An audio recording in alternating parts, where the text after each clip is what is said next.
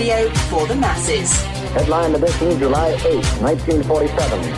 The Army Air Forces has announced that a flying disc has been found and is now in the possession of the Army. If the game is rigged, change the game. Game changer. I occasionally think how quickly our differences worldwide would vanish if we were facing an alien threat from outside this world. This is Fade to Black with your host, Jimmy Church, on the Game Changer Radio Network and KGRA, the Global Radio Alliance.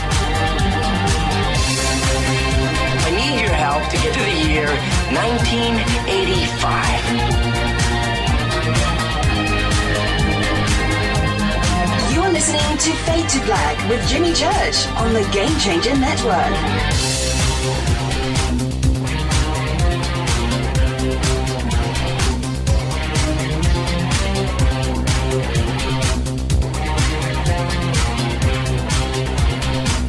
Good evening. Fade to Black. Bespoke radio for the masses. Good evening. It is Tuesday, August 20th, 2019. 231 days into the new year, just 134 days left. We are live from a bunker somewhere in the middle of beautiful downtown Burbank, California. And I would like to welcome everybody listening all around the world, all across the United States. Hither and thither, to and fro, back and forth, up and down, east and west, north and south, far and near. This is Fade to Black for KJCR, the Game Changer Network, and KGRA, the planets. I'm your host, Jimmy Church. What is cracking, everybody? How you doing? How you doing? How you doing? All right. Yeah. Man, I had an amazing day today. Just an amazing day.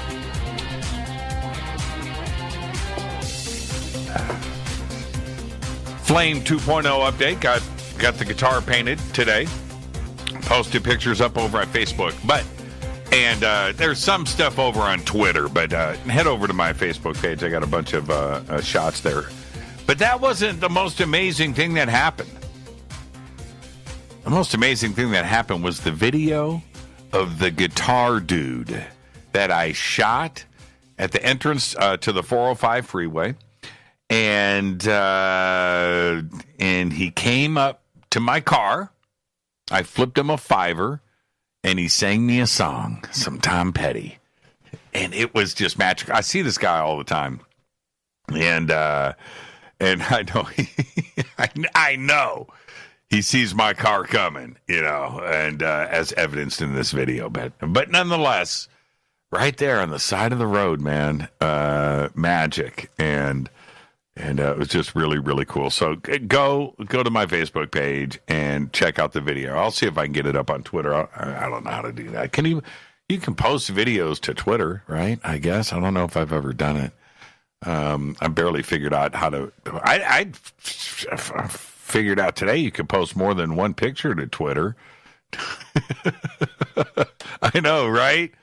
Right. I always thought for some reason that you can only post 2 pictures to Twitter, and I would see people post more than that, and I used to think up until today, how do they do that?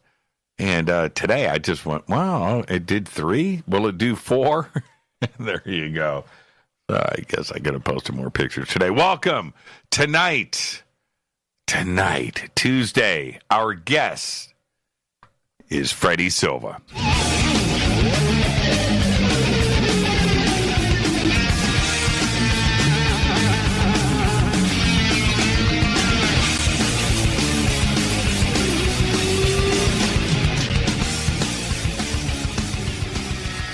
All right, welcome back. Fade to Black. I'm your host, Jimmy Church.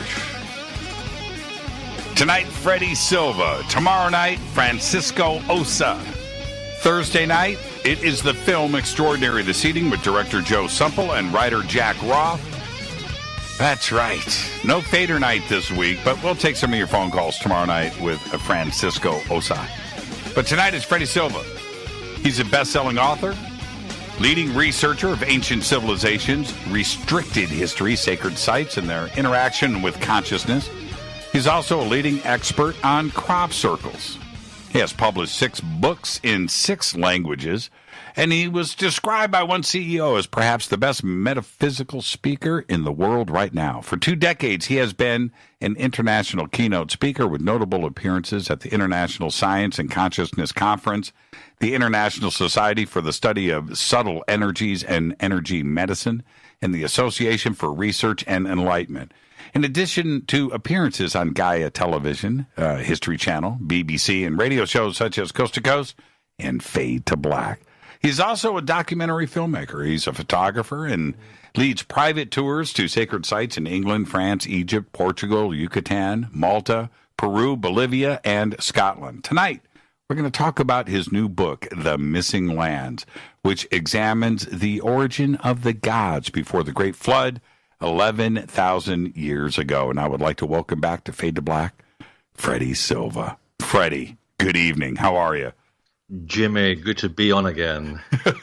Hey, Freddie, it's so good to hear your voice. I mentioned in the opening of the show, I wonder if you remember this, but a few years ago, I called you up, and out of the blue, you happened to pick up the phone. We had a great, 2-hour conversation, and at the end of the conversation, I said, hey, you want to come on the show next week? And you said, Jimmy, I'm on my way to Scotland. I'm going to research there for a few months. I've got to go here. Why don't we circle back next year in 12 months? Do you remember that? It's a big fade. The whole year seems to have just disappeared in some strange cosmic dark hole of writing and research and airplanes. My chiropractor hates me. In fact, he makes a lot of money out of me because I'm very, very tall. I don't fit on normal airplane seats. And my God, it's been a strange year, but it has been worth it, I have to say. Do you know what kind of dark hole you dropped me in? I was so excited. And I thought, man, I can't wait a year, but I had to. Think about all the people that had to wait 5 years for the book to come out. I had a bet that I was going to bring it out a year ago because every time my good friend Graham Hancock brings out a book, all of ours suddenly become obsolete. So I figured, no, this time I'm going to get mine out first. Well, I spent 2 months in New Zealand doing some extra research, found out all kinds of interesting things there, and I thought, this is going to have to wait. And would you believe it? We both released the book on the same day. Oh, well, that's the way the gods like to mess around with it. But, we're following very similar tracks. I mean, we're all adding, more meat to the stew. So thank God for that. I think the story is getting more exciting year by year. Yeah, it would be, the same thing like in rock and roll where your record company goes, well, good news. We're going to release your record next week. Yay. On the same day Led Zeppelin drops their reunion album. Exactly. It's just like, I think this is sort of a joke that pretty much all rock and rollers are failed art students, with the exception of Mick Jagger, who was an accountant. And all failed rock and rollers all end up being, Xerox copy machine repair people or something. I've done both. It's a very, very weird, strange universe. I've done both. But you're right about that. When I was, you're so right about that, because when I was trying to learn how to play guitar, but I was an artist, right? I was going to art school, and I was it's what I did for my job. And Jimmy Page and so many others went through art school before their rock and roll careers. I thought, okay, all right, so I'm doing this the right way. And but look what I'm doing today. Yeah, here we are. Yeah, exactly. Here we are. I had the same thing. I was art school as well. I thought I had a great career lined up in rock and roll. I had the hair halfway down my shoulders. I looked like the Italian version of Jesus. Ever makes you wonder why Jesus is always painted as a white guy? It never seems to frustrate anybody. Right. So I had the look, I had the pose, but you know what? Deep down, I knew that I just didn't have what it takes to have a little push over the cliff. I mean, when you're good, you know you're good. But, you could keep up with other people, but that's not good enough. And, I took an alternative reality and went back to my other good thing that I was good at, which was writing and sticking my nose in places where I shouldn't be sticking it and finding out all kinds of unusual things.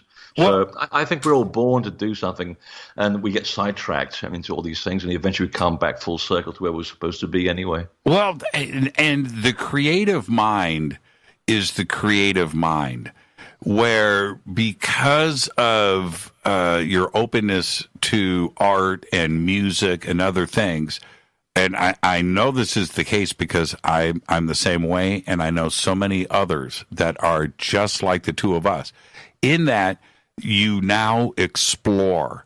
You don't stay confined inside of the box. So you start to question reality. You write about it, right? You paint about it. Exactly. You have to. If I look back at most of the people on my bookshelf, all the people I admire over the years, they had this very much the same open look of, drawing in as much information as you can from many different subject areas to hopefully end up at the truth, because the truth ultimately only resides with the people who were there in the first place. We're trying to approximate the truth.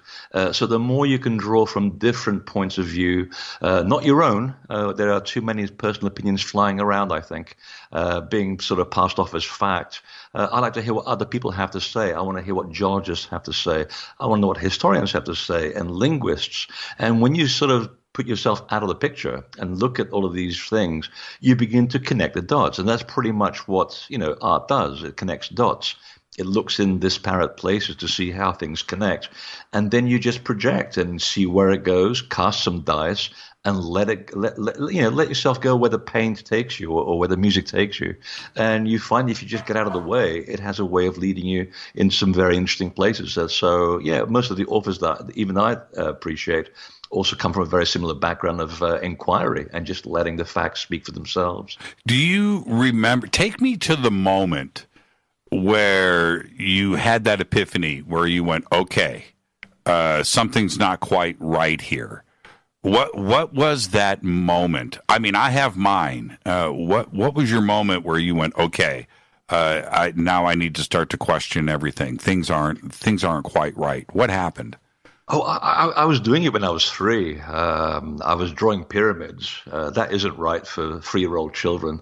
I was getting regularly beaten up even in kindergarten. I knew that there was something not quite right about this planet, or at least the people who live here. And I was gathering information as I went through high school and college. I was buying books on, Peter Tompkins' The Great Pyramid was one of my first books that I ever bought. And I spent 2 hours outside London Museum back in the early 70s when the Tutankhamun exhibit showed up. I was at the front of the queue. It was raining, of course, because it was London.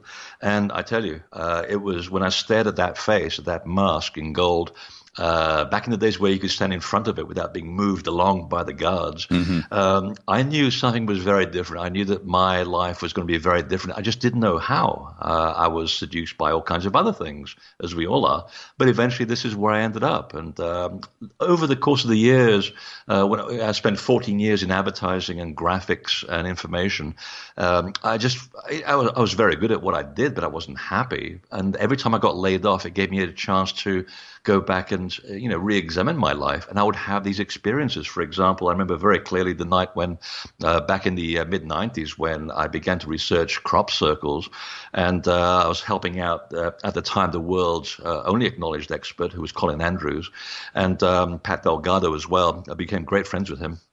And I had my own experience where I wasn't really searching for anything. I didn't know what was going on. I was just inquiring. And in the middle of a field, in the middle of a night, one night, I was lying down, just having a quiet sort of thinking about how does this all tie together. And I still remember being levitated off the ground. And I'm not kidding you. If anybody thinks this is a typo, I was levitated off the ground. I was taken out of body. I met the original circle makers, extraordinary people, and I've been in touch with them ever since. It's been part of my life, and that woke me up. It made me give up my life, a 14-year-old marriage, which was really, quite good back then. And I just gave up everything to go on this search to find out there's something much bigger here than me and all of us, and it's trying to tell us something. And after that, it was just a matter of sitting down and saying, well, I give up my control in life. I'm in complete trust. Let's see where we go. My God, when you say that and under such circumstances, things take on a very different look. And I call them the fringe benefits, because they are fringe benefits. I've seen people since then coming out of the walls of the Great Pyramid. I don't expect these things to happen. They happen, and there are people there to witness it.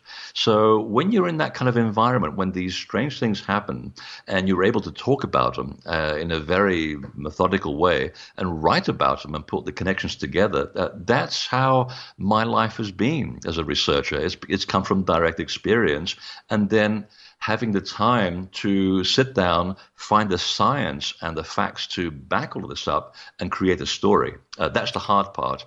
You have to spend a lot of time in libraries. You have to talk to a lot of people, look for information in strange places, but somehow it's there.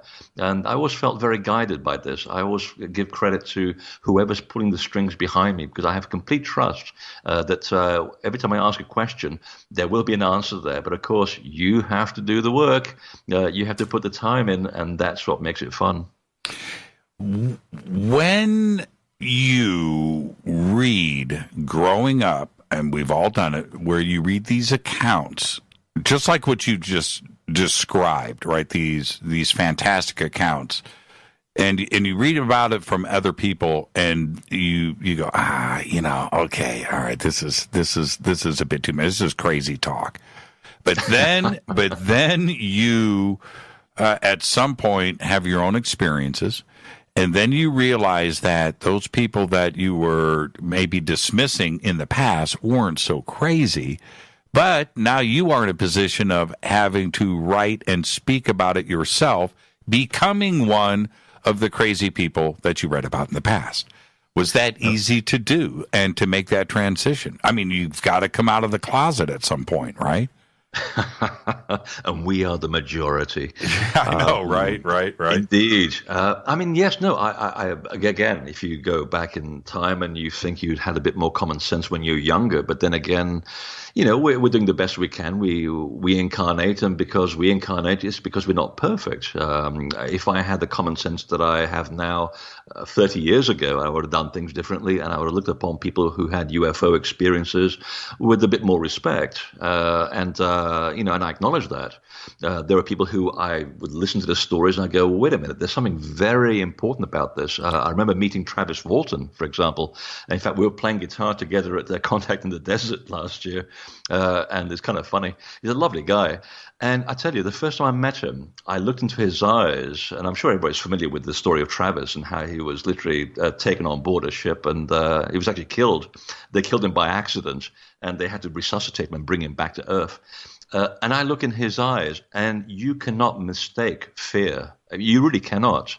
And this guy's gone from something very harrowing, and he's taking it on very, very well. So, yes, I do. I was at a time when I would laugh at some people, but there were some others where I did have enough common sense to realize something here doesn't quite add up. These people would not give up their entire lives to be ridiculed, and that's what made it true for me. So I do have a lot more respect for them now, being in the same situation. And the way I try to handle it is not, people ask me all the time, well, what happened when you went and left the body, when you met circle makers, or how you describe the people that you saw coming out of the stones in the King's Chamber. And I try to keep it actually very sane, very quiet. I don't really sort of go on TV and make a big show about it. If someone wants to ask me, I'll tell them. And I want to try to keep humble about it, because you can go both ways here. You can either develop great humility, or you get a big ego out of it. I want to go with a bit more humility, I think. I think it makes the story a bit more genuine, and also the fact that I'm not trying to capitalize on it in any way also makes it more genuine. So I definitely do understand what other people are going through, because like I said, if you give up your cozy life and your wonderful cars and your guitars and your wife and all of that, and you trade it in for a lot of backstabbing and ridicule, that person's on the right path. It's a difficult path, and those who choose to follow it obviously are the people who we should try and emulate more often. When all right, I'm just going to go direct here. When the evidence started to come out, it didn't exactly start with John Anthony West and Robert Schoch, but certainly their presentation and documentary and won an Emmy Award, The Mystery of the Sphinx, and dating it back to approximately 10,500 BC, 11,000 years ago. This number started to pop up. Robert Bauval, Graham Hancock, others and yourself. Others started to look at this date. This date was also discussed prior to that, but it started to take hold. But it wasn't just the Sphinx. When you look at biblical accounts and you looked at different civilizations around the world and reports of a flood, it didn't originate in the Bible. It was actually a worldwide situation. But this date, the same date, started to pop up all over the world. And you, and especially in this new book, you started to chase down this date and different experiences. And let's actually start there. It pops up all over the place, and the reason why I really wanted to write The Missing Lands is because I felt there was something very big missing in this story about the ancient civilization, and that is the human element. Because when you talk to people as far from Europe as possible, the stories get stranger and stranger, and they actually become much more like eyewitness accounts than myth. And we have to understand what myth is in the context. Myth is nothing more than a theatrical device in which to remember important information. That's right. So let's say a spaceman traveling to the other side of the galaxy to fight darkness, well, that's okay, but you're going to forget that in 3 days. But if you wrap that in the story of Star Wars and the redemption of Darth Vader, now you've got a myth and a story that you remember for years and decades to come. So the more you go away into other parts of the world where you question people whose predecessors were closer to the events than we are today, it becomes very apparent when there are overlaps in the stories of people who supposedly never talk to each other that these stories were eyewitness accounts. And case in point was when I was in New Zealand for a few months, I went to a place called the Birthplace of the Gods. Now, if that doesn't tell you something, you're asleep. Where is it? Where is it? I've been there 6 times. It's in the South Island. It's not easy to get to, but when you get there, it's another 3-hour climb. And believe me, I can't get enough of it. It's a most beautiful, majestic landscape temple of the most beautiful monoliths. And they've all been carved by hand. There is an actual account now that's been written down. It was published about 10 years ago by the last surviving members of the original people who lived in New Zealand, who were called the Waitaha. Hardly anyone's ever heard about these people. They originally came from Easter Island. And they were saying that, back in the day, there was the gods called the Urukeu. They were very tall, human-like, but not quite like us. And very nice people, teachers, sages, craftsmen, and they basically had a base in the South Island of New Zealand, and it's still there today. And they carved the monuments by hand, and you can still see these weathered faces on the monuments. You can still see where the mauls used to actually strike. Where they took bits of rock and sat there and hammered away at the limestone to create these images. And in these images, they carved their stories, their mythologies, and one place was a calendar rock. Now, they didn't tell me exactly where the calendar rock was, and there's 3 sites. That's a lot of rock you have to go and look and hike through. There must be over 10,000 pieces of rock there. And on one of the occasions that I was down there looking for this calendar stone, because I figured if the calendar stone is there, because of the way the monuments are all aligned to the original stars in the date in which they were made, you should be able to get an alignment and therefore back up the story. Right. So I was on the 3rd day that I was walking around aimlessly, the only bird in the entire valley, and I mean the only bird in the entire valley, which was a hawk, lands on this rock, which looks like a big pancake with a head stuck coming out of it. And I figured, that kind of looks like a calendar rock. It looks like a big sundial. And I suddenly realized, it's funny because in the Egyptian traditions, whenever you saw a hawk, it was always a sign or a symbol of Horus. And I kind of laughed to myself. I figured, okay, they're having a joke at my expense. And Right, it turns right. out that it actually was a calendar stone, and it actually was made by hand. And I took the alignments. I was able to plug them into Stellarium, which is a very addictive computer program for, looking at places and moving back the sky thousands of years with great accuracy. And I began to look at connections. And in the mythology of the area, there are two particular constellations which stand out. One's the Southern Cross, of course. The other one is the constellation of Orion. And I'm thinking, this has got to be too good to be true. So the first time that Orion starts actually crossing above this calendar stone, you only see the belt. And that was about 14,000 BC. And I thought, wow, and it's a perfect alignment with the top of the belt. With the top of the calendar stone. And I figured that's quite an astonishing thing. Now, if you roll the sky forwards towards our time, when is the first time that constellation appears behind the background of mountains in its full capacity right over that calendar stone? And would you believe it? It's the winter solstice of 10,400 BC. No way. And yes, exactly. I mean, at that point, I realized this book is going to be late coming out because now we're basically at the same time that they're laying out the pyramids in the Giza, the gods in New Zealand are laying out their temple as well. And the funny thing is, they also are described exactly in the same way. So they're very tall, they're white-skinned, which is unusual in Polynesia, red-haired or blonde-haired, green eyes or blue eyes, and also the elongated skulls. So this is where the story starts developing, because now you've got a possible connection also with the gods of New Zealand. With the gods of Egypt. Now, how far is Easter Island from the birthplace of the gods in New Zealand? Oh, it's a long, long row away. And here's the fun part. When they began to describe their oral traditions, the Waitaha was saying that this is before the flood, by the way. So we're now in sometime before 11,000 BC. They were saying that every year the gods would arrive on their waka. A waka is essentially a large catamaran. And if you go to Tonga and Samoa, you still see an echo of these incredible fast-moving vessels. And they really are very fast. And they said that the gods would arrive from a big landmass somewhere in the east, which I would take to mean South America. And they would appear there. They would take on water and food, and that they would leave some of their knowledge behind. The wisdom keeper of the Waitaha will put it into this basket, which they call the kete of knowledge. You see these same baskets actually carved on the stones of Göbekli Tepe. That's what those baskets mean. They hold the wisdom of the tribe. And they said that one year the canoe failed to appear when angry stars gathered close to the sun and 7 burning mountains came out of the sky to create the dreaded deluge.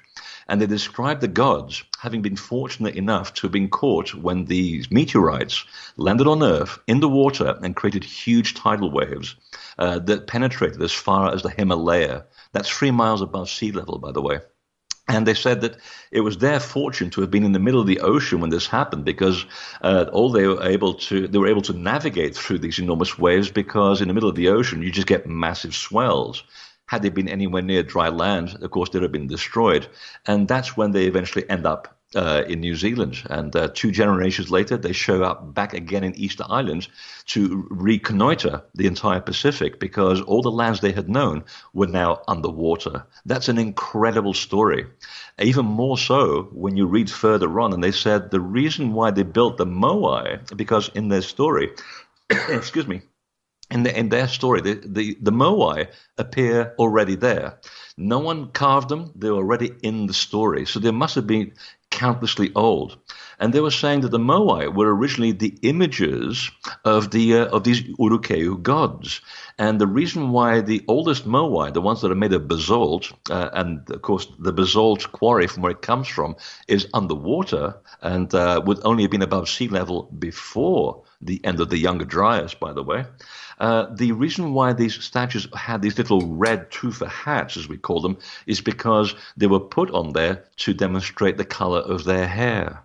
And later on, when humans took over the governorship of Easter Island thousands of years later, they kept on building the Moai, but you notice that there's a different type of statue. They're not quite as sharp, they're not quite as defined, but those younger statues are the ones that actually depict the chiefs of the tribe, which were human. So there are two types of Moai on Easter Island, and one depicts the human chiefs, and the other one, the oldest ones, depict the original gods. I had no idea this was even available, and I'm so glad that they finally published their traditions, because it's really opened up a huge story, because their story eventually tracks to South America, and then it gets very much out of control. Let's take our break right here. Our guest tonight, Freddy Silva. We're talking about his new book, The Missing Lands. I am your host, Jimmy Church. Stay with us. We'll be back and pick up this conversation where we're leaving off right now, right after this short break. Stay with us.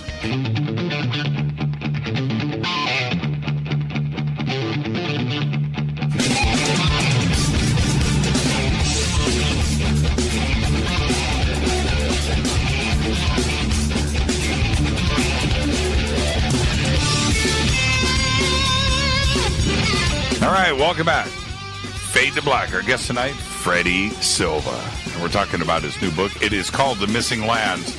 Oh, but I told this story a couple of weeks ago. I saw Pete Townsend thrash like 4 guitars one night live at a Who concert from feedback in his monitor. It was like, dude. Yeah, there's one point where they were actually playing and they ran out of guitars within a 100-mile radius. They had to send out a search party to buy more Rickenbackers. You sometimes wonder about the logic sometimes. He was yelling at his monitor guy, right? And I what I thought was about to happen, I was like 15 years old. I thought he was going to bean the monitor guy with a guitar. And I know that monitor guy was totally thinking, I'm about to get, slung by a Les Paul. But anyway. Richie Blackmore had it right, you see. Whenever he destroyed guitars, he actually did it because the guitars were flawed. They were imperfect models. He hated getting a guitar that was just not perfect.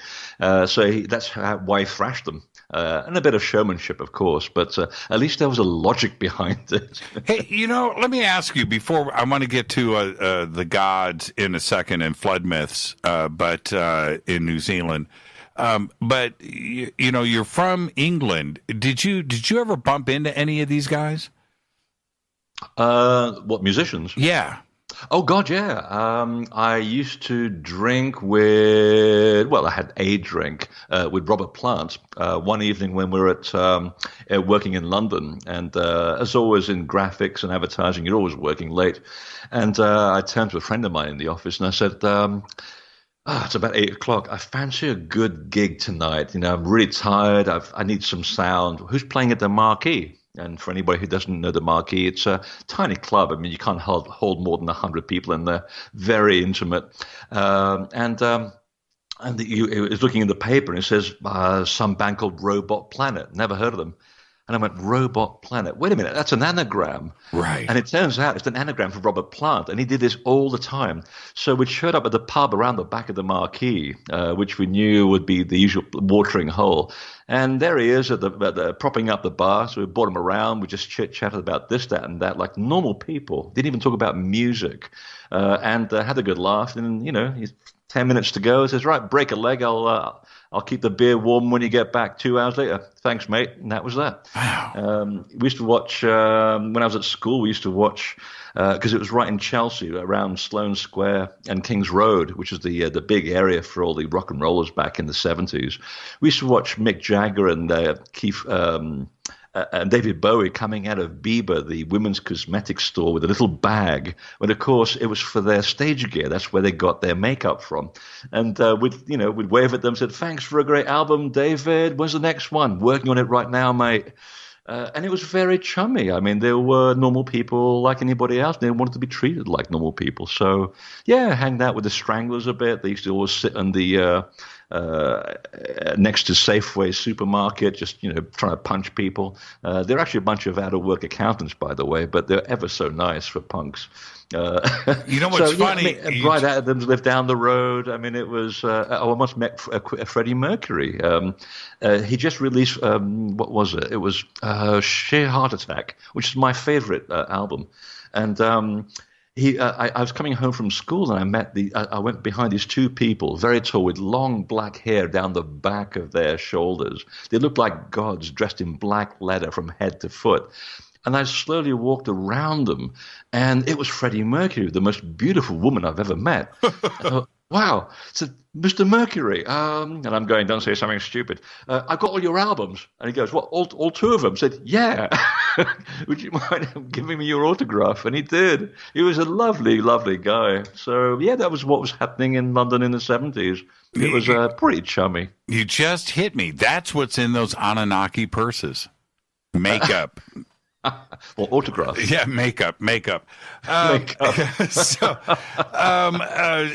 we're going to pretend to be like human beings. Where's the makeup? Where's the makeup? Going back to New Zealand. Certainly, if the gods came from South America through Easter Island, eventually to New Zealand, we need to visit that, and we're going to do that in a second. But New Zealand, did they have flood myths? No, they don't. The only one that, in fact, I should sort of backtrack the story a little bit. The official version is the Maori are indigenous to New Zealand. They show up about 800 years ago. And I was reading the original accounts of the arrival of the Maori there, and they said, well, when we arrived in New Zealand, there were people welcoming us on the shore. Well, you've just basically undermined the credibility that you were the first people there. And it's a matter of huge controversy to the point where my book is being refused to be reviewed in New Zealand. For this very fact, because the history is being whitewashed. So no surprises there. And it turns out that the only flood myth really comes from the Waitaha, who so far one of 13 indigenous people, and so far they appear to be the oldest because their story goes that at least they can place themselves in Easter Island all the way back then, along with another tribe called the Ngāti Hotu, of which very little is known about. The only claim to fame, which I actually put into the book, was the fact that they don't look like Polynesians. They look like Egyptians with red hair and green eyes. And one of the grandmothers of the Ngāti Hotu actually talks about similar stories, which they said they got from somebody else, possibly the Waitaha, and they actually had their DNA tracked, and it confirmed their oral tradition that they originally came from Persia, the Middle East, and Egypt. They migrated down to Madagascar, went around the bottom of Africa, settled in the Yucatan, where they helped construct a few pyramids. You may have heard of a few of them. They then migrated down to South America, lived around Lake Titicaca, and then they migrated to Easter Island, which is not exactly an easy ride. And then from there, they ended up in New Zealand, and their DNA tracks absolutely perfectly. And that was done by the National Geographic DNA gene survey. So at least we can trust that.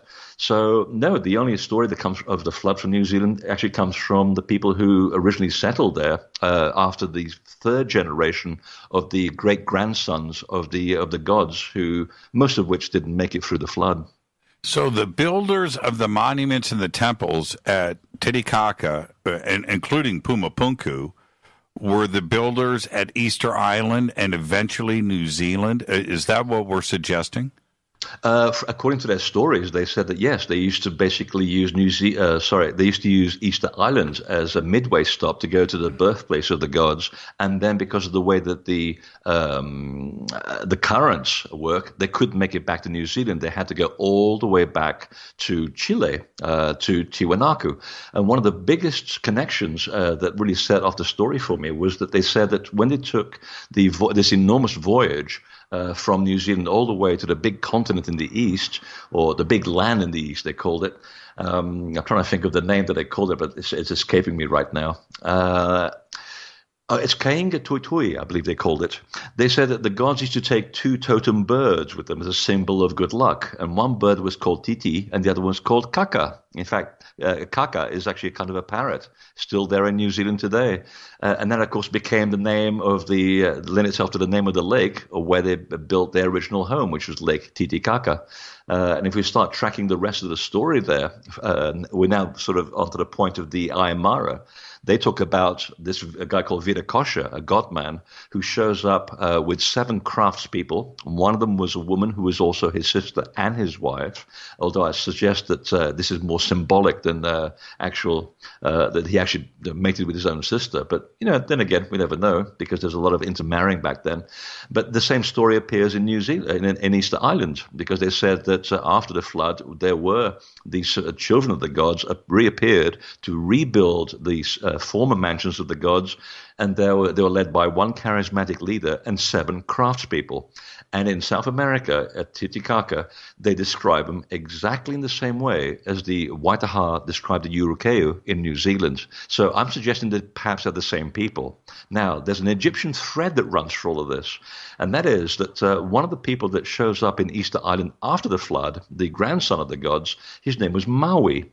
And he was the one that was leading all these expeditions across the Pacific to chart the missing lands, where there had been big land masses. There were now just the tips of mountains, small islands. Well, Maui is actually an Egyptian name. It means navigator. And also, the word appears in the Hopi language, who also date their flood tradition to the middle of the Pacific. The word means to descend. And it's always been said that the sons of the gods descended from the sky. So we have a connection here, a linguistic connection. The other big connection is the name of the place called Tiwanaku that we know so well. It's not an Aymara name. It comes from Polynesia, and it means my people, the place of my people. Now, I was talking to my guide in the Andes, who happens to be an Aymara gentleman, lovely guide, and we were talking about language and how we get to know so much more when you understand the meaning of the words in its original format, not the way that we have been given the words, because they've all been changed and anglicized and so forth. And he said, Tiwanaku means the place of my people or the city of my people. And I pointed out, but you do realize that the syllable aku, is that an Aymara syllable? And he says, actually, it's not. Where would that come from? I said, well, that's an Egyptian word. It means shining one of the shining people. So technically, Tiwanaku literally means the city of my shining people. And that's why he said, well, you do realize that the name of the craftspeople that show up at Virakosha, they were called the Haihaiwapanti. There'll be a test at the end of this program. Yes, I'm right with you. And I said, so what does Haihaiwapanti mean? They said, well, it means shining ones. So we sat there mesmerized by this. One of those moments, a big aha moments, when I realized I've got a big book to write here. Because now they're saying that Virakosha and his Haihaiwapanti, who are shining people, are the same ones that you'll find not just in Easter Island and New Zealand, but they're also the same people that you find in Egypt when they escaped their first sinking of their island nation, when the Younger Dryas first began in about 10,800 BC. And they were marching up and down the Nile, building mounds upon which, and I'm quoting this now from the building text in Edfu, they were building the mounds upon which would stand the future temples, the ones that we see today. And the names of these gods were called the Aku Shemsu Hor, which means shining ones, followers of Horus. So now you just basically in one short step linked the gods of Egypt, or the gods who arrived in Egypt from a missing land somewhere, possibly in the Indian Ocean, who were able to sail across the oceans all the way to Titicaca. We used to connect to Easter Island, and also used to have a way station in the South Island of New Zealand. That's connecting half of the world with 4 different groups of gods who, turns out, are the same people. Now, what about similarities for their monuments and their temples and statues? Certainly we know what exists on Easter Island. We know what is at Titicaca and Pumapunku, and certainly Egypt and other sites. But New Zealand is something different altogether, or is it not? Were there similarities in their monuments? The only monuments that we can be certain of are the ones at the birthplace of the gods, which were essentially carved or hand carved from the living rock. There is one anomalous structure. You've got to remember that New Zealand is a very, very volcanic place. Whenever anything blows there, and mostly on the North Island, basically the whole island gets covered in a foot of ash. So if you multiply that by 10,000 years, you can see where the problem goes. There is one wall, though. They call it the Kaimanawa Wall. It's not far from a very volatile volcano on the North Island of New Zealand, not far from Lake Taupo. And I had a chance to go there one of my first trips to New Zealand over 12 years ago with a lovely gentleman there, a wonderful researcher of ancient mysteries in his own right called Gary Cook, which I'm friends with to this very day. He's got a beard that looks as big as Gandalf's, and I envy him totally. And he took me to see this anomalous wall, which I knew nothing about. And it looks just like something that you would have built on Easter Island or any of the Ahu platforms on the islands of Polynesia, or even in South America. In fact, if you would take me blindfold from South America or Cusco all the way to New Zealand, I would have said these are kind of similar people.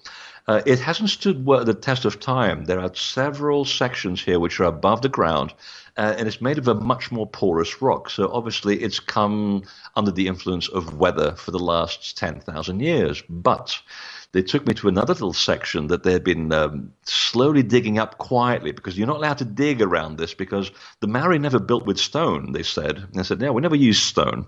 But once it was found that this was a structure of some importance, suddenly the Maori claimed it. And when they claim it, it means that the white people can't go digging things up. So you have to go there and do this surreptitiously.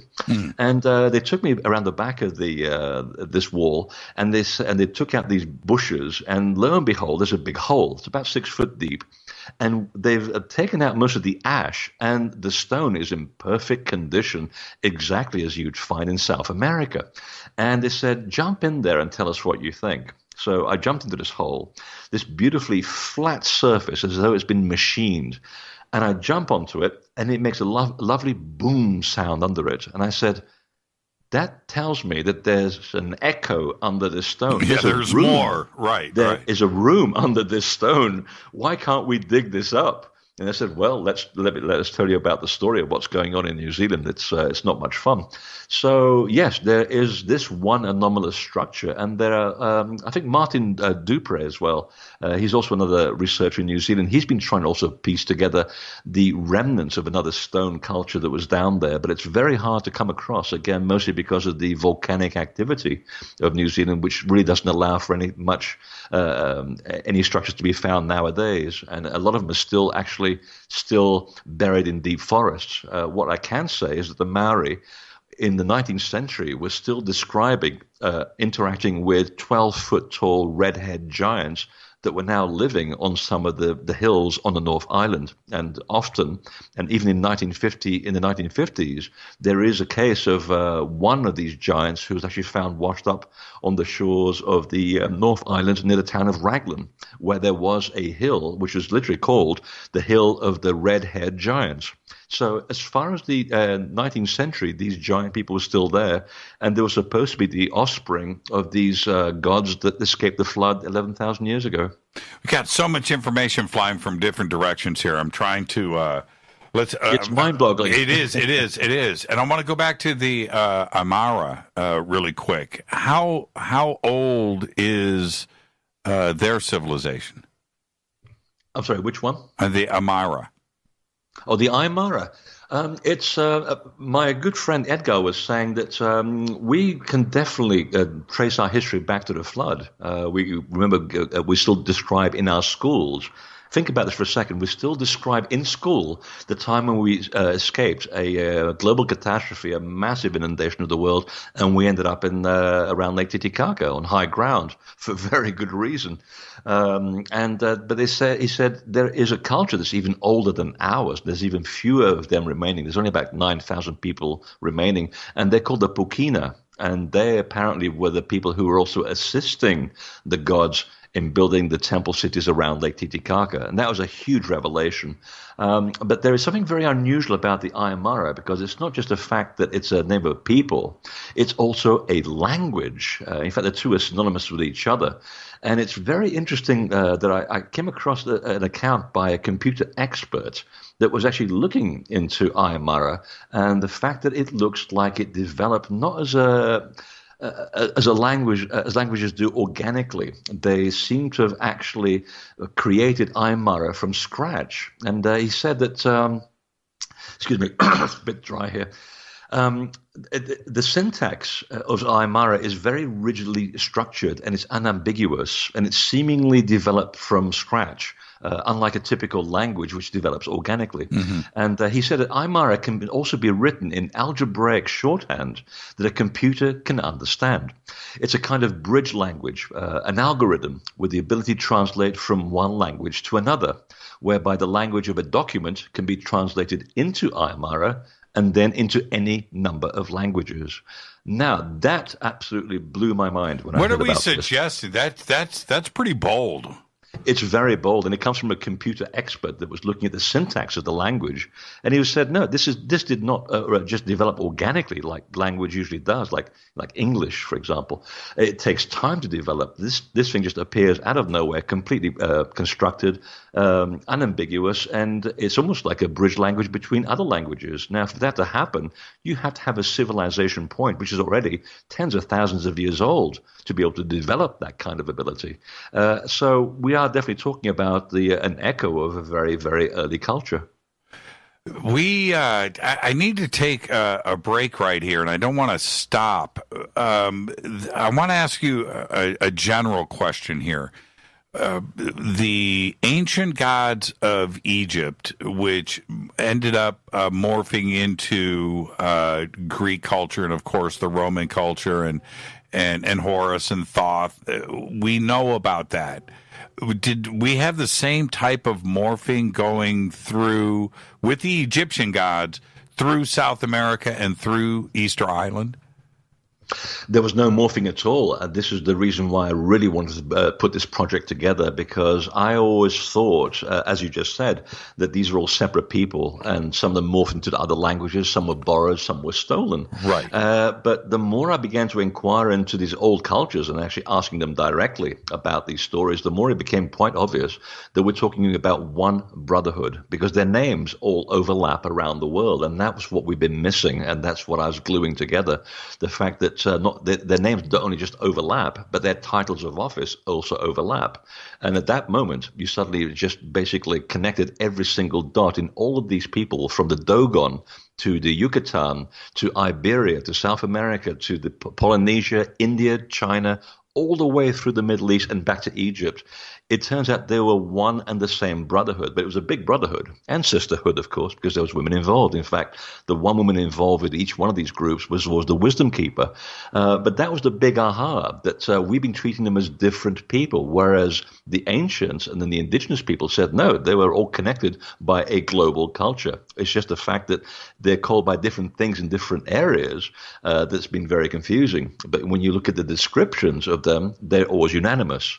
Very tall, much taller than humans, usually about 8.5 to 9.5 feet tall, red-headed, light-skinned, blue or green eyes, sometimes blonde, and that elongated head as well. So that's what really connected them all together. Yeah, and it seems that we have 60 seconds, but it seems that we find not only hieroglyphics, but representation of not only Egypt, but the Anunnaki, or Sumerian culture too as well, reaching around globally, but the historians don't want to admit this fact. That's where we get stonewalled. Absolutely. And in fact, if you look at the Egyptian language, it's all over Polynesia. For example, there's one island in the Solomon Islands where the giants are still alive and well. If you talk to the villagers, they're frightened of them. They're about 15 feet tall there. But they said, they don't pose any harm to anybody. They want to be left alone. And we do. And the name of the island is called Isa Yatea. And it literally means the white-skinned people of Ra. Now, how did that end up in the Solomon Islands? Might as well just say the white-skinned people of Giza, right? Exactly. Amazing. Let's take our break right here, Freddie. We'll be right back, and we will continue this conversation. We're talking about Freddie's new book, The Missing Lands. This is Fade to Black. I'm your host, Jimmy Church. More with Freddie after this short break. Stay with us.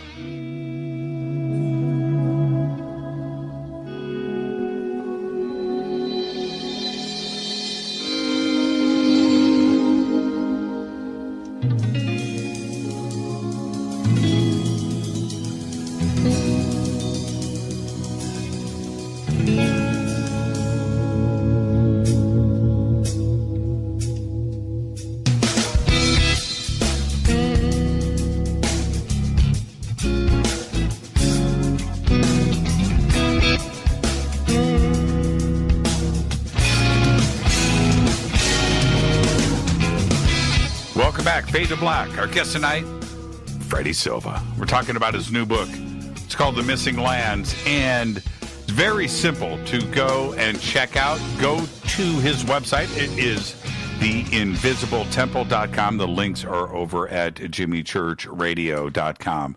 Now, Freddie, I want to go into a different direction. Well, sort of, because everything is connected. It doesn't matter. Oh, absolutely. But we all know about Kukulkan, Quetzalcoatl. We know these names, but there is another god in Central and South America. It's Zamna. Can you tell us about that? And hardly anyone ever talks about poor old Itzamna. He's the most important one of them all. You know what the funny thing is? Again, asking the local people, finding out from their point of view, it turns out all these names are not names at all. They're titles, which is very confusing because there are many Quetzalcoatl, and it drives historians crazy because they'll say, oh, Quetzalcoatl is only about 2,000 years old, and the Guatemalans will say, well, there's been about 15 or 20 of them because it's a title. It's something that you aspire to be. You aspire to be a Quetzalcoatl or a Kukulkan. But Itzamna is the full crux of the story, because when you talk to the Maya shaman, and they have a lot of information up in the jungles of Guatemala, because that's essentially where they ran to when the Spanish arrived. And a lot of it, again, is not been written for good reason. They want to make sure that the information is maintained orally. There is a tradition. And you have to make an effort to find out where it is, unlike the Spanish, who just basically boiled people and got the information out of them. But they only got the cliff notes, so to speak. They got the tourist version of the story. The juicier parts were kept to themselves. Now, Itzamna was essentially a kind of god-man. He was, again, the charismatic leader of a group of 7 craftspeople who, about 11,000 years ago, mysteriously land on the shores of Yucatan, around about the same time that the Egyptians were telling the story of a landmass somewhere in the Atlantic that we know very well. We'll come back to that one in a second. So in 9600 BC, it is stated in the Chilam Balam and in the oral tradition of Guatemala that Itzamna shows up on the shores after a massive global flood, and they were there to rebuild the former mansions of the gods. And there were 3 different vessels. He was captain of one of them. There was another one called Quetzalcoatl, who was also there with 7 other shining people. And Kukulkan also had 7 shining people with them. And the thing that connected all 3 of them as a badger's office was that they're all called the People of the Serpent. And it literally is a title. It's essentially when you work with the symbol of the serpent, you are a master of earth energy. You know how to understand nature. You can bend it to your will. That's what the phrase means. It has nothing, absolutely nothing to do with reptilians. I'm sorry about that. It's going to upset a lot of people. But it's not an opinion. It's a fact from Central America. So Itzamna, they said that he basically came from this island continent in the middle of the Atlantic called Atoll. They're into very short names back then. The Aztec eventually extended that name to call it Atitlan, and we all know what the rest of the story goes. So their charge with Itzamna and his craftsmen was to go around rebuilding an image of where they had come from. And they started at Chichen Itza, which is where the name, of course, comes from. There's the Itz in the title. And it literally means priest magician. And they settled around Chichen Itza, and then they moved inland over the course of 1,000 years, building places like Palenque, Tikal, and so forth. But not the places that we see today, because what we see today is the exterior shape of the onion, because these pyramids, these temples have been built and rebuilt and rebuilt and rebuilt. So they started off fairly small, and then they became the mass that they are today. That's, again, where historians get tripped up. They'll say, yes, this thing has only been built for 800 years ago, and they'll be absolutely right. But you have to go to the core of the pyramid of the magician. You have to go to the core of the pyramid of Kukulkan to find out the true age, and that's where you're talking about thousands and thousands of years. So essentially, they eventually ended up at the highlands of Guatemala. They landed in a big lake, which looked like an inland ocean, called Lake Atitlan. This is where the name comes from. And just to show that all habits don't die hard, they basically went to an island in the middle of this massive lake, and they built an image of their original temple back in Atitlan. And you have to wonder where the logic of these people comes from, because if you think about it, and of course Atlantis, of course, is where the Azores is today, a highly volatile volcanic region, and these magician priests end up settling in the highlands of Guatemala, in an island in the middle of a lake, surrounded by very active volcanoes. Well, you know what's going to happen next. When those volcanoes blew up, their island home sank yet again. So it's a bit of a strange joke that these people were trying to get away from calamity, and they found it again. So they rebuilt on the shore this time, and part of the city is still there. But if there's one place that still survives, it's actually on Lake Petén Itzá, which is a bit closer to the Yucatan. And the island is called the island of Flores. There's a lovely town there, and there's no trace of the original temple city there, because the Spanish literally took down every stone, including a 9-tiered pyramid, and they built the town from the stones of the entire temple. So you can see how big it was. It takes you about 30 minutes to walk by foot from one side of the island to the other. So that's a lot of stone that they moved. But that's essentially where they survived. And the church on top of the island at Flores, it's misaligned. Christian churches tend to be aligned exactly east to face the equinox because it's a symbol of Christ's resurrection. Right. And the church on top of the island of Flores is actually highly misaligned to about 134 degrees south. And I figured, well, if they came from Europe and they built a church on something, they would have tried to hide what was there originally. And this is why the church is not facing east. Well, the funny thing is, by putting their church in that alignment, it allows me to basically take a bead from that hilltop and find out what was there originally and what was it looking at. And what it was looking at was the sunrise on the winter solstice in about 7,600 BC. So within 2,000 years of landing near Yucatan, Itzamna and his godmen and women had managed to basically create an entire temple culture, something like 30,000 temples that they built over the course of thousands of years, and we're still discovering them today. So it's a wonderful story. This is a treasure. This is a treasure hunt. It's an incredible treasure hunt, and you got to be patient. You got to listen to what the local people are saying, and more importantly, you got to listen to the language and the meaning of words, because again, so much of our information comes from translations. For example, Toph. There's no such thing as Toph. That's a Greek transliteration of the godman of Egypt called Jehuti, or Tehote, or Tot. That's the original pronunciation. But because language has to evolve, and it also has to evolve from culture to culture, some cultures can't pronounce things properly, so they begin to adapt the names. Osiris is another classic example. That's not his real name. The real name is Wasar, where we get the word vizier from. So Osiris, Wasar, was actually the vizier, and they all claim to be real physical people, not just imaginary gods. With Itzamna and talking about the big A, right? Let's not beat around the bush. We're talking about Atlantis here. Oh, even Robert Schock has mentioned that on there. Yeah, Robert Schock. This is many years ago, but I'm hosting a panel. He's on it. So is Graham Hancock. So is Robert Bivol, right? I've got the big three right there. And never heard of them. Yeah, and Robert goes, Jimmy, you're not going to get me to talk about the big A. I said, what, aliens? And he goes, that's the thing in education, in academia, you can go out and step outside of the box. But once you mention Atlantis, you're through. And that we just don't do it. We can't do it. Absolutely. And I just think it's funny to me. I really do. It's because academics don't understand the mechanism called myth. Again, as I said earlier, it's a theatrical device by which people were able to write an incredible story that encapsulates a certain truth. You have to separate the truth from the story, and there's your truth. And that's what enabled people like Plato to convey incredible stories that we still remember today. I mean, for example, Jason and the Argonauts. It's a quest of the initiate searching for his divine bride, and it basically was written in a way that wouldn't betray the experience of the person that originally wrote it. Eventually, it becomes a story of Arthur and the Knights of the Round Table, disguised for a completely different audience. But that's what they can't get over. They don't understand that simple thing.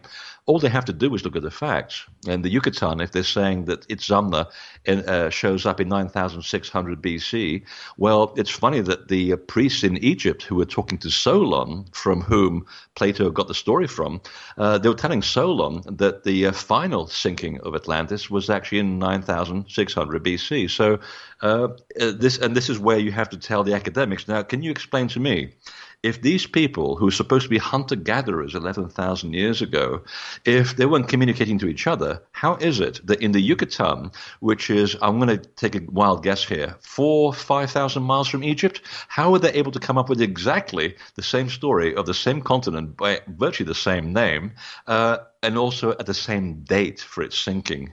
Something is amiss here, and that's how I usually present the story, because I let them think about it. Because now you basically have to undermine your own story, that you're saying, well, these people were barbarians, they didn't talk to each other, they didn't get around very much. Okay, well, explain to me how they have the same story, the same date, and the same underlying mechanism. And then, of course, they just start telling you that you're an idiot or a pyramid, and the conversation's over. So, yeah, the theory doesn't hold water from that point of view, because the stories all line up. Yeah, are you saying that Itzamna and the myth behind him and his origin story at 9600 BC appearing from an island that just blew up, by the way, is the same origin story that is in the builder's text in Egypt that goes back and dates at 9600 BC. Again, the exploding of an island, and that's where the gods of Egypt arrived. It's the same. Much. Yeah, is that what we're saying here? Pretty much. And what happened was that the building texts were rediscovered by the Greeks when they were helping to rebuild the temples along the Nile. Because remember, Egypt was destroyed by the Syrians and earthquakes, of course. That's right. And the Greeks were very smart. They said, my God, what have we got here? And they were running against time, because they said that the world's getting more and more stupid by the day. Even back then, they were saying this. And they said, forget the oral tradition and the fact that the information has to stay in the temple. We're just going to carve the damn thing on the walls as quickly as possible. And what you see today on the walls of Edfu, which is the building text, are a fraction of the story. The rest of it comes up in the stories of Alexandria and also at Heliopolis in Egypt, which is now no more. It's just one obelisk. And they appear in Arabic texts, but they begin to overlap. Now, in the building text, they actually don't mention Atlantis by name or it being anywhere near towards the west. They talk about the way they give the coordinates is that they seem to have arrived from the east, somewhere down the Red Sea, back when it was actually a big ocean that went inland as far as Ethiopia.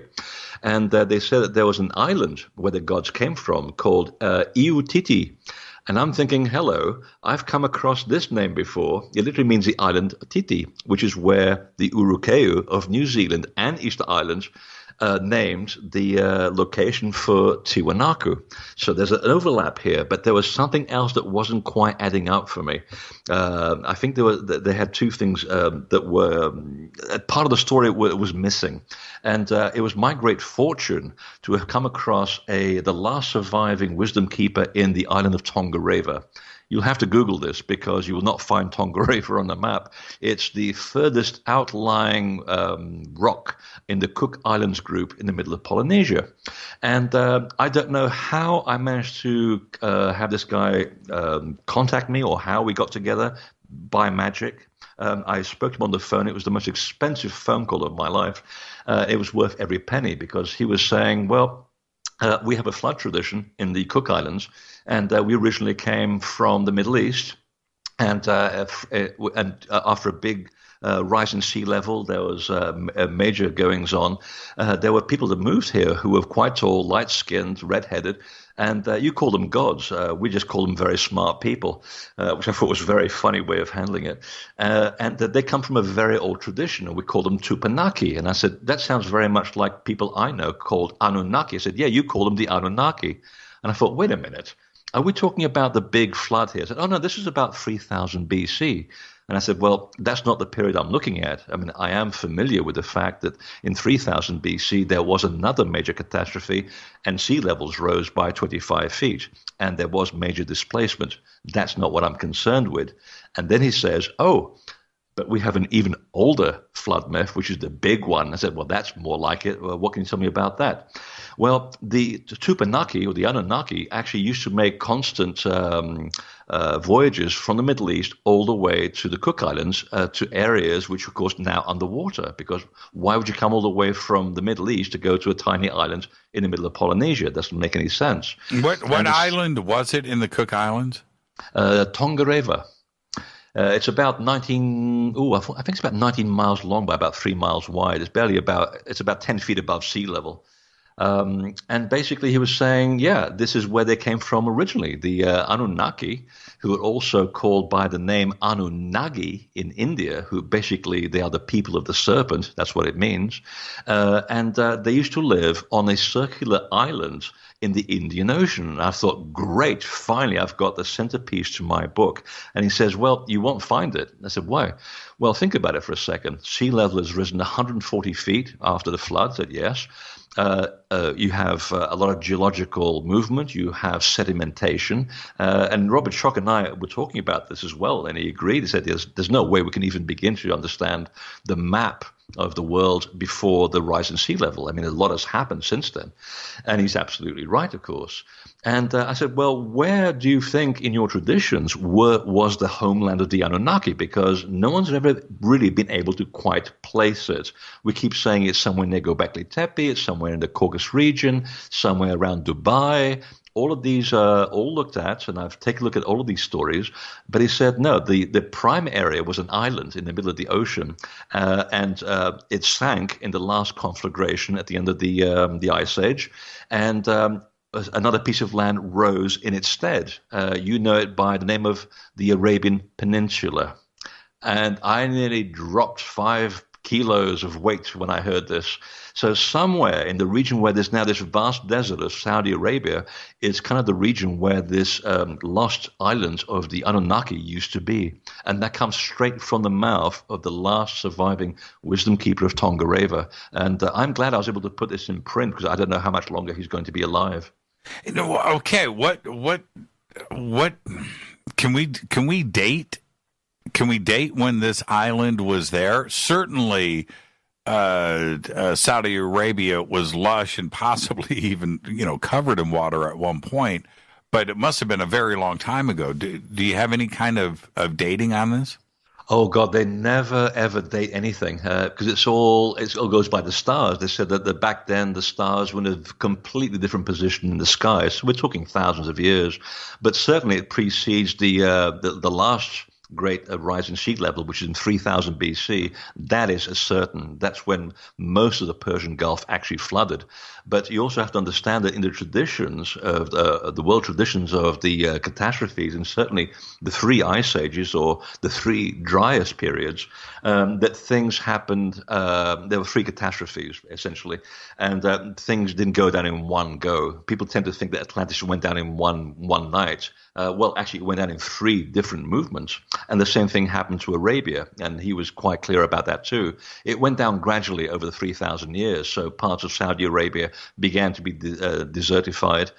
Back then, there was no Persian Gulf, and of course, parts of it rose and parts fell. And somewhere in there is an island that was by itself, a circular island where they used to live. And that kind of ties in also with the story of the Egyptians in their building texts, that it was somewhere in the Indian Ocean, not far from today's Arabian Peninsula, but not as far as, say, for example, the Maldives or Sri Lanka. There was something else there. And there was an incredible story that I came across called The Story of the Shipwrecked Sailor. It's in the Leningrad Museum, if I'm not mistaken. It's a weird story.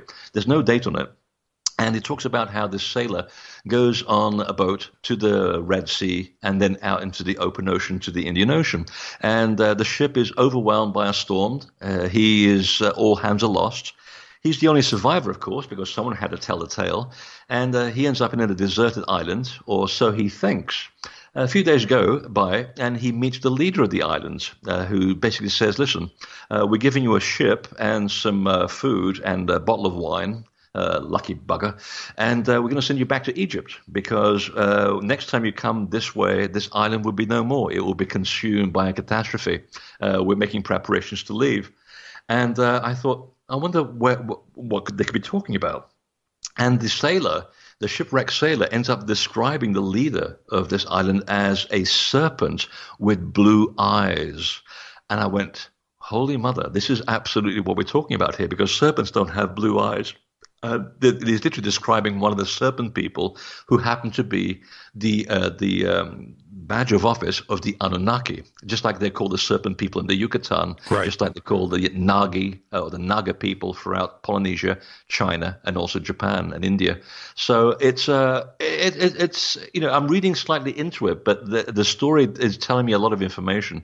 For example, the serpent also had a beard.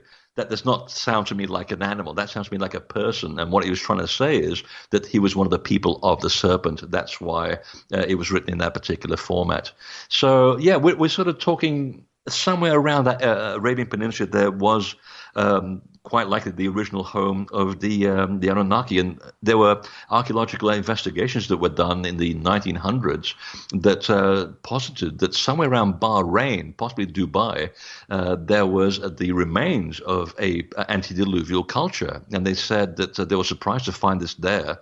There are some monuments that exist there which look exactly like some of the towers in Peru. And I mean, if you were taken an Andean person to Abu Dhabi and look at one of these towers, he would have sworn he would be back home. And the way that the megalithic stonework is done without any mortar and those beautiful shaped stones that fit perfectly together, it's all there. That shouldn't be there. And the archaeologists were also saying, we wait to see whether we can find more of this civilization under the Persian Gulf, because obviously the waters have risen. There must be the remains of the biggest civilization here. So we're beginning to home in on all of this circumstantial evidence and beginning to home in on an area where the original Anunnaki used to live. Now, because of the size of Saudi Arabia, obviously to the north and its proximity to Mesopotamia and ancient Iraq, that would seem obvious. But if it was in the southern part of Saudi Arabia or on the western, near Mecca and the Red Sea, now that we're talking a great distance from ancient Sumer and Mesopotamia, aren't we? Not so much. We're talking maybe about 500 miles. Not that far at all. It was certainly doable for people who obviously were getting around the Pacific and the Indian as easily as you and I go shopping for groceries or guitar strings, for that matter. Sure. They literally were a very able seafaring people. They were master astronomers and navigators. So I wouldn't put it past them to be able to cross the ocean 1,000 miles and still know where they're going. So I don't think that would be a concern. The only major concern is trying to find the clues as to what the place would be. Because if you look at the original Book of Enoch, it does describe a very mountainous region. And the only place I can think of is the absolute northeastern quadrant of Saudi Arabia, where there are some quite tall mountains there, and that section is actually still slipping into the ocean, which would have been definitely a place that would have been volatile even just by itself without the addition of meteorites or a rising sea level. And there is a town there of which I can get no information from. The people in that part of the region, they're very touchy about discussing anything before Muhammad, and I have to respect that. But there is one town there which sounds remarkably like the name of the town that is given in the original Book of Enoch, which is Garsag, and the name is still spelt with a K to this very day. All I know is that the Portuguese settled there in the 14th century and set up some big fort using stones of a very large size from an old structure that used to be there. That's the only information that's available. So we wait to see what happens. Now, if we go with Sitchin and some of the traditional text of the Anunnaki, they were chasing gold. They were mining gold. Is there gold in Saudi Arabia? I don't know. What I do know is, and this is a fact, this is not also a personal opinion, I really like Sitchin a lot. He opened my eyes when I was a youngster. I remember reading his first book, and it really blew me apart. But his big sort of claim to fame was the fact that he could read Sumerian, and back then no one could do that. He seems to be the only person in the world that was able to use this. But since then, a lot of people have become very versed in that ancient language, and they said, actually, when you read a lot of Sitchin's work, he's making a lot of the words fit a theory. And so you've got to tread carefully with Sitchin. So I kind of tend to go more with the positive angle because you get to hear so much about the version of the Anunnaki being manipulators of humans, being very dark, nasty people. But then again, dark cells. I was reading as much of the original story as I can get my hands on, and it turns out that these people are actually quite benevolent. But again, they had the same problems we have as humans. They also had issues, and there were people who also were doing some very stupid things. But they were the minority. And to put this into context, the lords of Anu, who were essentially the bigwigs, they had a group of craftsmen around them called Watchers, and they are also called Shining Ones. That was because they had to keep anointing themselves with this oil. They seemed to have a problem with their skin and the sun. The two just didn't go together very well. And the writer upon whose story Enoch is based, it's actually borrowed from a Sumerian story, which is borrowed from a Mesopotamian story. The writer was saying, they used to put some oil on their skin because they were very white skins, and they seemed to have a trouble with adapting to the sunlight. That's why they nicknamed them the Shining Ones. But it was also a nickname to describe their high intellect. Now, let me jump in right there, Freddie. I got to take a break, and we'll pick up right here when we come back. Anunnaki benevolent. I've got it right here in my notes. The Shining Ones will start when we come back. This is Fade to Black. Our guest, Freddy Silva. Stay with us.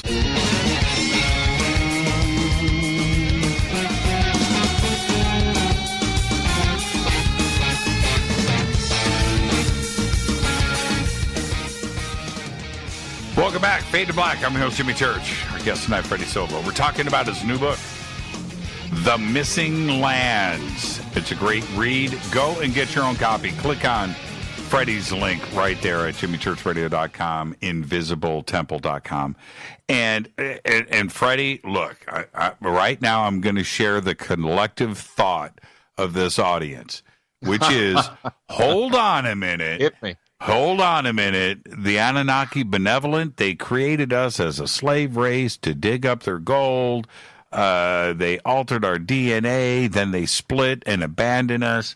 There was nothing benevolent about them. What is Freddie on about here? What is he smoking? I went back to the earliest text I could possibly find, and once you start taking take a deep breath and just sort of forget what you've read for the last 40 or 50 years. And something about the story that Sitchin was portraying didn't sit well with me. I don't know why. And I wanted to go back to the beginning. So reading the story, it turns out that there was a group of people here called the Lords of Anu, and they lived somewhere very high up. And they had a group of work people around them called the Watchers. They were like go-betweens between them and the human race. And there was a mandate. There was a mandate that they should not really interfere in the affairs of humans. They were there to guide and counsel and slowly disseminate information to humans to help them how to domesticate crop and domesticate cattle and slowly develop the accoutrements of civilization. Basically, there was a group of people, a small group of watchers who decided, you know what, Earth girls are really cute. I think we should go down and disobey orders and hang out and mate with them. And the Anu were very explicit about this. They said, this is not going to work well. We should not be interfering in the development of these people. We are only here to assist, and the rest of the story is missing, unfortunately. But for whatever reason that we don't know, there was a group of these technicians, these craftspeople, who decided to just leave their premises and go and hang out with humans and mate with women. And the results were terrible. And this is probably where the story of Sitchin kind of starts picking up and where everybody ran off with the story, forgetting that there was another side to the story. And it turns out that they were doing stupid experiments, starting with the fact that their DNA and human DNA didn't quite mix too well. And if you ask the Wichita native people of Kansas and Oklahoma, they will say that, yes, back in the days before the flood, there were giant people here, and they interbred with our wives, and the wives gave birth to infants, and hardly any of them survived giving childbirth. For obvious reasons. At this point, this is where some of the Watchers, the fallen Watchers, began to experiment with DNA. And after that, there were some really bad problems because the next offspring were the Nephilim, which, by the way, is an Aramaic name which means Orion, by which all of these people are associated with, by the way, all around the world. But that's another story. It was their offspring that created terrible problems. They went around butchering people. They were cannibals. They were doing some awful things, including teaching humans the art of warfare, metallurgy, a lot of stuff that hunter-gatherers shouldn't know without obviously steps in development. That's the kind of story that we end up hearing about all the time, and it's such a shame because when you look at back at the original text, and the Lords of Anu were shaking their heads saying, we have lost control of this. This is out of control. And they're asking the Watchers who are still loyal to the Anu to say, you need to bring these renegades in and put them in jail and kill them. Just put them in deep pits, put them in magma, and just get rid of them because they have really offended the Lords of Creation. We can't have this. And humans are suffering, and they're not going to make it because the children of the Watchers, the Nephilim, taking over the world. We can't have this. And the Watchers were trying to do the best they could to bring in the renegades, but you can tell from the story that they were just they were not going to make it. They were up against the sheer numbers of the exercise that they had to go through. They were not going to succeed, and the Lords of Anu basically got together and said, we're just going to have to wipe out the Earth. We have no choice. And you can read this bittersweetness in the story where they're literally, there's fragments of the story missing, but if you keep your eye on the ball, it's quite clear that they knew very well what the Earth was doing and what it does twice a year, which is twice a year, and we still do this today, the Earth travels through a big field of debris called the Taurid meteor stream. And they knew that every year the Earth would be dancing with death around November, which is why we celebrate the Day of the Dead in the North and the South Hemisphere at the same time. We shouldn't be doing that. In the Southern Hemisphere, we should be celebrating the Day of the Dead in May. But anyway, from reading the story, some of the Lords of Anu said there are things that even we haven't taught the Watchers, and that we're able to manipulate the laws of nature at will. And putting that into the scheme of what they're saying, it seems to me that they were able to use their willpower or the power of their intent, which we know today is an incredible thing when you put several people together with focused intent. And there are experiments which have been done at Princeton which prove that even 20 people sitting around a computer can alter a drum beat with your mind. This is a peer-reviewed experiment. So if we can do that as humans, I'm sure they were even better than us. And it seems to me that they were able to guide big fragments of rock through which we were passing anyway as a planet. They were able to guide big rocks which fell into the right places at the right time and created a monstrous flood. And you read the story and you look at the aftermath, and you can hear the bittersweetness in the whole thing. They said, we had no choice. We had to start from scratch. The humans would not have a chance at survival. And if you look back on this in perspective, had the Lords of Anu not interfered in the flood and manipulated the comets to hit, we today, as a human race, would not exist. We would be a planet of very tall, red-haired people, basically a bunch of cannibals killing each other. So that's basically the story, and I urge anyone to really go back to the original text and reread the story, because there are two sides to the coin here. But again, that much is said is true for Sitchin, that he is right. There were two kinds of people, and just like humans, they also had problems. I mean, there were, even in the Greek stories, we talk about the wars of the gods. They didn't always agree with each other. I mean, Enlil, for example, he didn't give a damn about humans. He was one of the Anu. Enki, on the other hand, was very benevolent. He was totally into saving humanity and figuring out how can we get around this big obstacle. And you can see him trying desperately to avoid this situation to no avail. So part of the story is true. Part of Sitchin's angle is correct. But you really need to put the big story in perspective and go back to the original. The story is much more interesting because whenever you locate the watchers around the world, you find that the indigenous people have nothing but good things to say about them. I've not come across one thing that is negative, starting with the Hopi. Now, if you ask the story of the Hopi or the Zuni, and Clifford Mahuti will back me up on this, lovely man, he said, when I said one day, I want to go to Horseshoe Canyon in Utah and look at the big panel, the ghost panel, which is a terrible name. And he had these beautiful petroglyphs of 8-foot-tall people dressed in this beautiful gossamer. And I said to him, they look very familiar. I think I've seen these people before. And he said, oh, you've come across them before. You'll know who they are. We call them lookers in our culture. And I thought about this for a second. I said, are you saying that the people who are shown in the canyons and the petroglyphs with those, enormous silhouette shapes are the watchers? I said, yes. They're the ones who basically helped us escape the flood from the Pacific. They helped the Anasazi also come to North America. And they were benevolent teachers. We're still in touch with them today in spirit form. Sometimes they appear in physical form. They come here in their flying shields, as they call them. So I have not heard one negative thing about all of these watchers and Anu wherever I've gone around the world. It's strange that. So there are two sides to this story, and I really do urge people to sort of see the bigger picture here. What about it sounds like, okay, what about Nibiru and how Enlil and, the crew got here? What about the Mars connection and the great battles that were going on too as well, and the interfamily rivalry from this extraterrestrial race? That part of Sitchin's translations, were those accurate? I think they were fairly accurate, yes. I can't remember what time period he puts them in, but I had the fortune to also work with some very bright people in England when I was writing my first book on crop circles.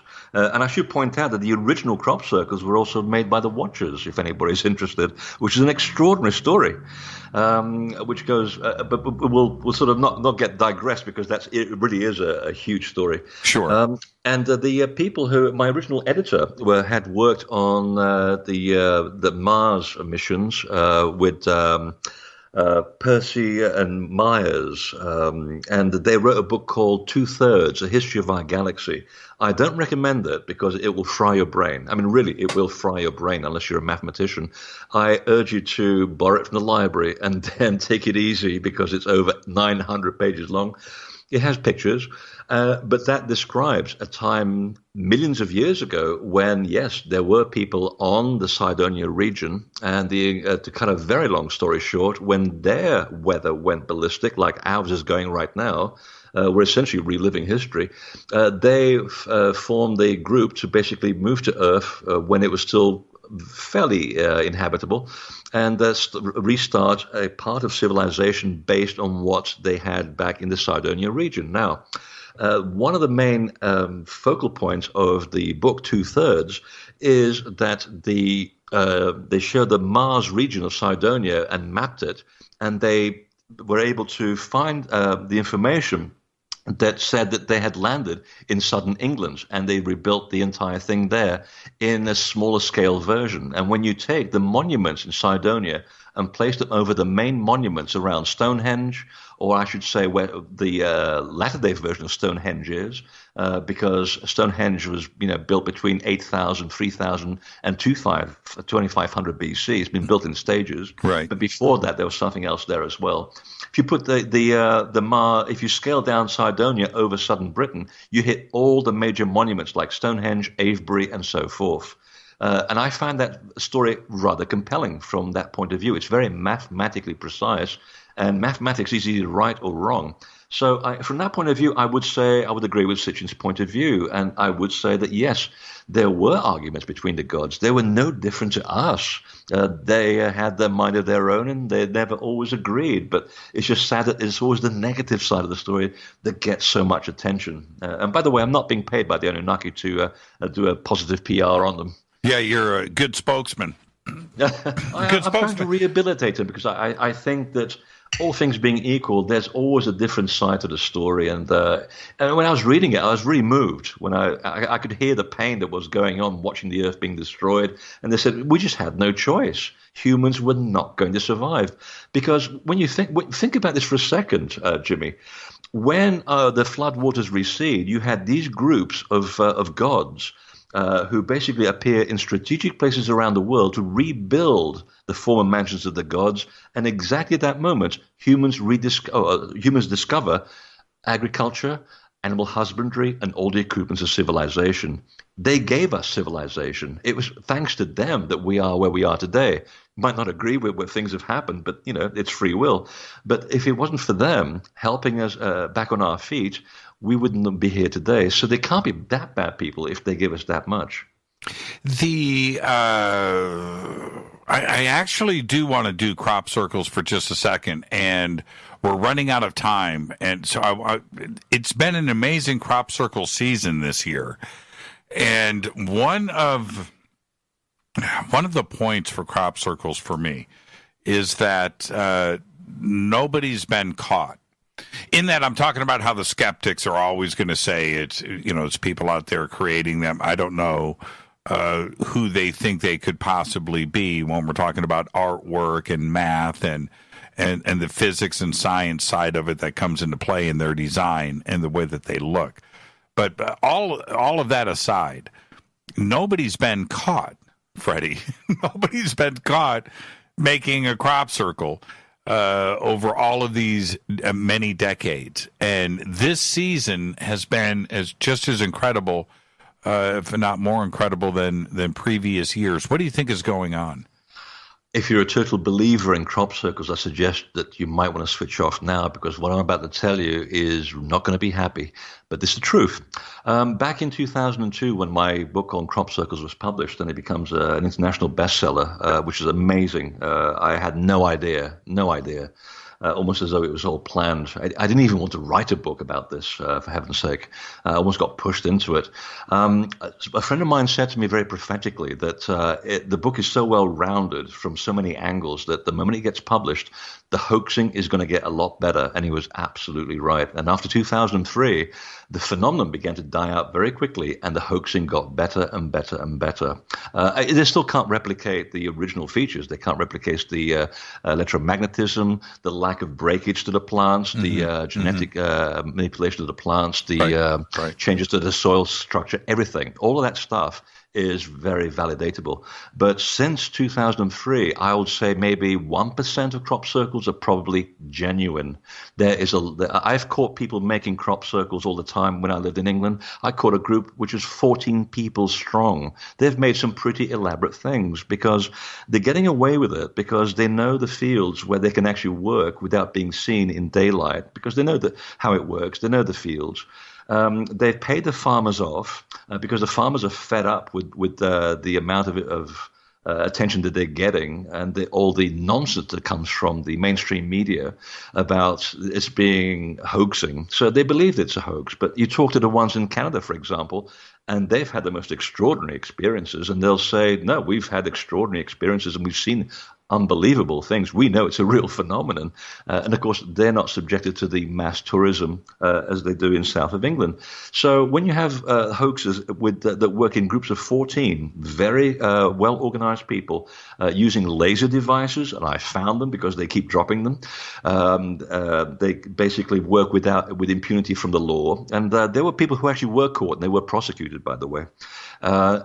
You can achieve quite a lot. And a lot of the stuff that I find today, they're basically copies of very old stuff that they keep regurgitating. And some of them are very good copies of original crop circles as well. So it's really muddied the waters. And it really pains me to have to say this because I know it means so much to so many people. But at the same time, I didn't give up everything, including my marriage, my house, my income, to lie about this phenomenon. I want to tell the truth. And the truth is there is a real phenomenon.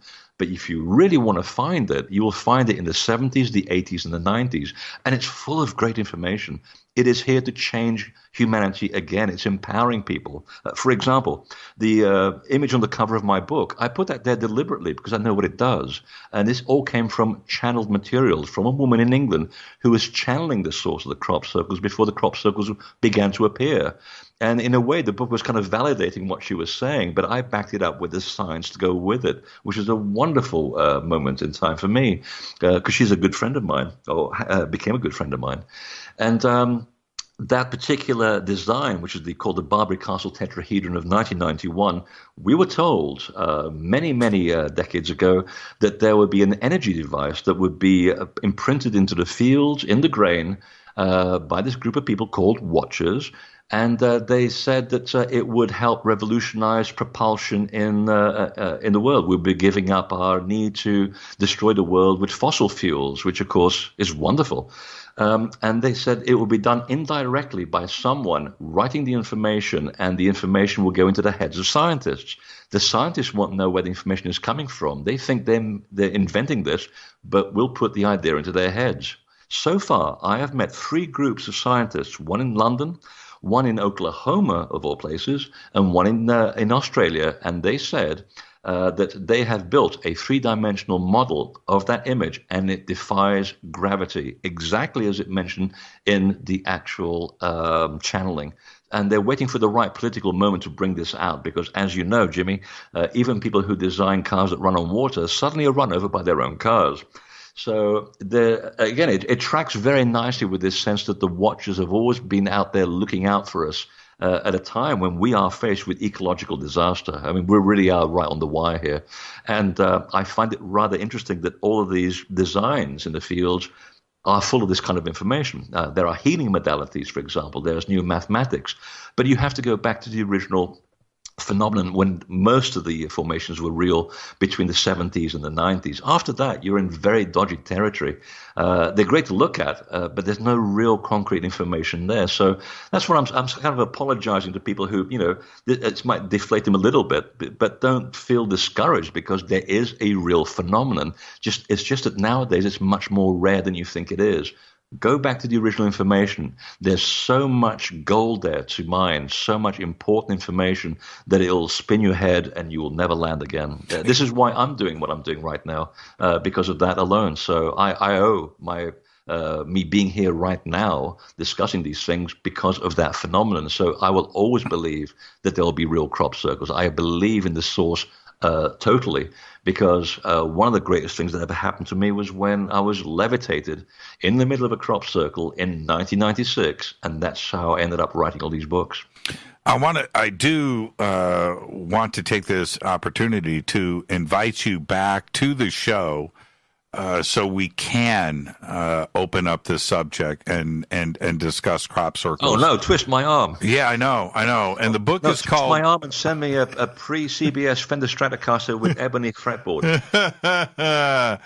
I'm looking at one hanging on my wall. I hate you. Yeah. But it doesn't have hot rails. It doesn't have hot rails. But the book that Freddie and I are talking about, it's called Secrets in the Fields. And you can certainly go and check it out over at his website. In fact, very quickly, Temple. Jimmy.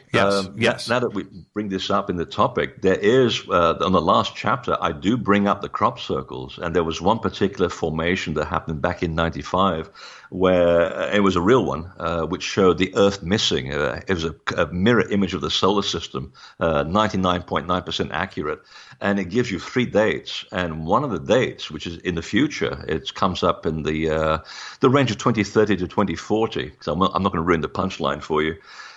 It does give you a sense that there's a big catastrophe on its way, which can be averted. There is an antidote to all of this. And I'm suddenly picking up information from NASA, who is obsessed with asteroids, as you may have noticed recently, every week. There's another mention of near-Earth stuff. They're completely obsessed with what's going on in the sky. And I've met these people, and they said, it's funny how we appear to be reliving what our ancestors were doing thousands of years ago, watching the sky for incoming projectiles.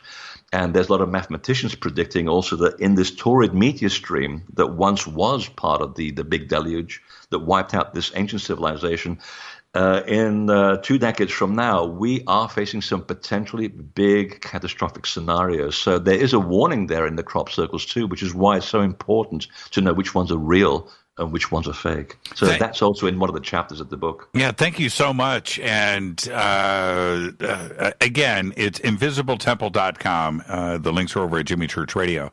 But I did mention at the top of the show about the date of 2060 that NASA is talking about, where we're in 2029 is when this big, what is the Egyptian god of war? I forget the name of the asteroid. It's going to be 23,000 miles from us. But if it passes through a very specific tiny window, as it passes Earth, and it's just meters square, right? But if it passes through that, then we will have a direct impact in 2060. So I want to bring you back. Let's talk about all of this. I find the subject so fascinating. What a great conversation tonight, man. Thank you so much. Thanks, Jimmy. You're the only church I go to. You're the only Silva that is ever going to be on this show. Thank you so much, Freddie. Don't thank me. Enjoy the rest of your night. Thanks, Jimmy. Thank you. Freddie Silva. Again, his website is invisibletemple.com. The links are over at jimmychurchradio.com. And what a fantastic conversation tonight. I'm going to take a quick break. And when I come back, I haven't done this for what is now almost 2 weeks. I am going to open up the phone lines and speak to all of you. So we'll do open lines for this last segment. We're not going to have Fader Night this week, so we'll do it for the next half hour. Thank you so much, Freddie. I'm your host, Jimmy Church. This is Fade to Black. I'll be right back with your phone calls after this short break. Stay with me.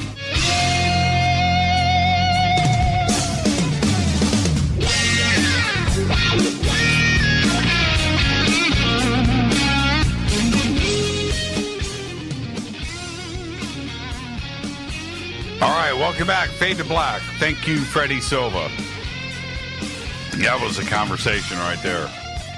All right, open lines. I haven't had open lines. I don't even know when the last time we opened up the phone lines. 747-228-2051.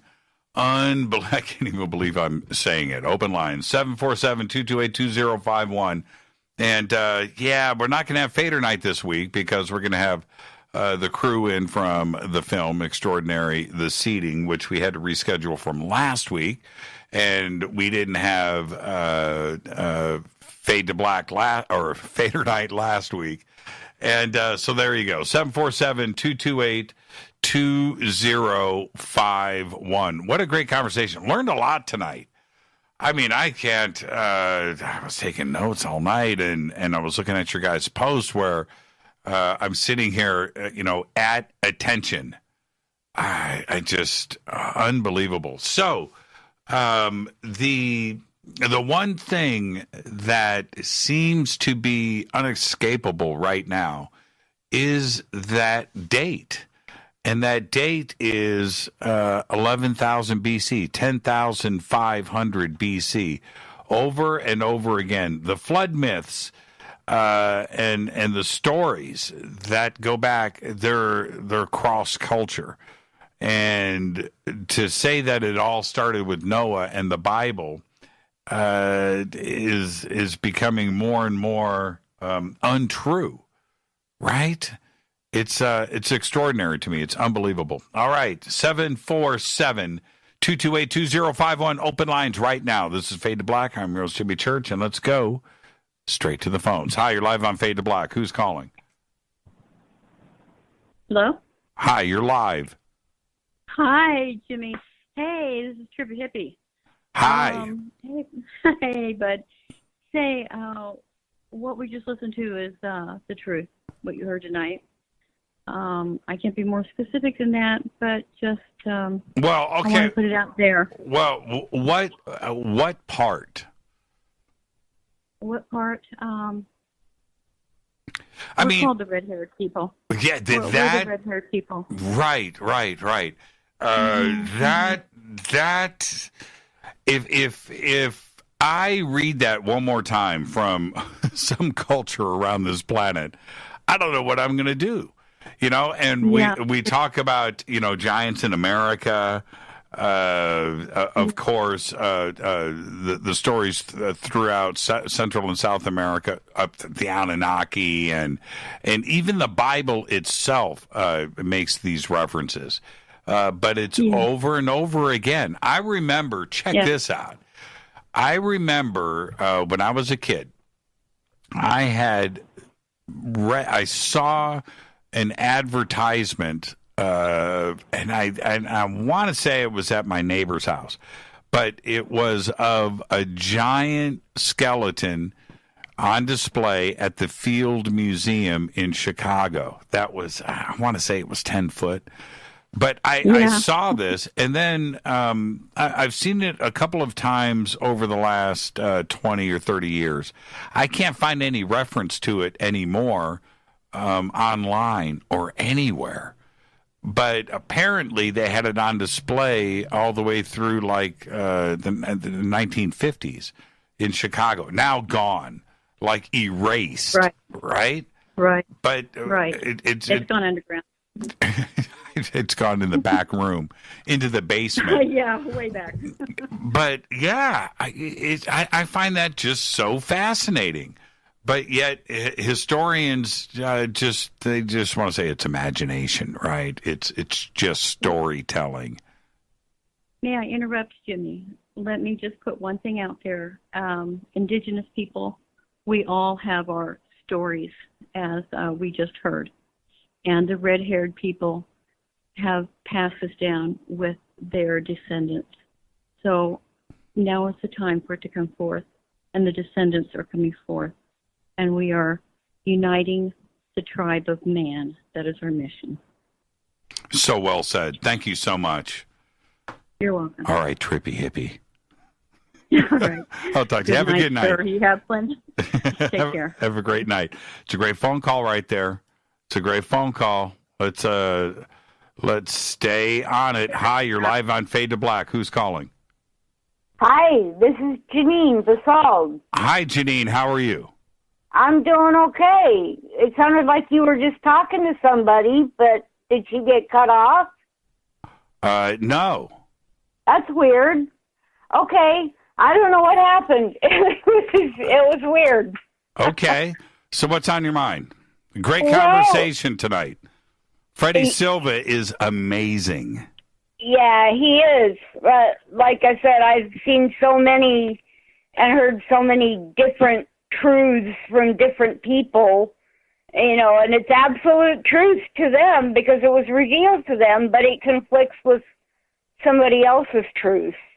And so it's kind of like, it's like somebody replied to me, just, keep your mind open, take what resonates with you and leave the rest. And that's what I do. It just, just from an objective point of view, it's kind of like, how come there's so many different versions of truth? You know what I mean? I do. And this is the most fascinating part about all of this, is that if you go back 3,000-4,000 years before, and if you listen to the historians, Janine, where they'll tell you that there were no transoceanic cultures, right? That everybody was, they may have had boats, but they were on rivers, or they stuck to the shorelines, but the cultures around the world were not transoceanic. But yet, they share not only the same stories and the same traditions, but in most cases, if not all, the same architecture, the same building techniques, the same icons, the same basic things like stairs, windows, construction, roof, where they were not sharing architecture and information, or were they, right? Or, were the Egyptians, people from the Middle East, or the Phoenicians, or the Anunnaki, traveling the world and teaching the same very basic fundamentals and building, and leaving that knowledge behind after they left, so that the architecture and I'm talking about pyramids, temples, 3 doors, celestial readings, the zodiac. This was somehow transported across the oceans and across continents to people that weren't, if you listen to historians, were not in communication with each other. But somehow they shared the same information. And that's why when you have somebody like Freddy Silva, start connecting the dots. You know what I picture, Janine?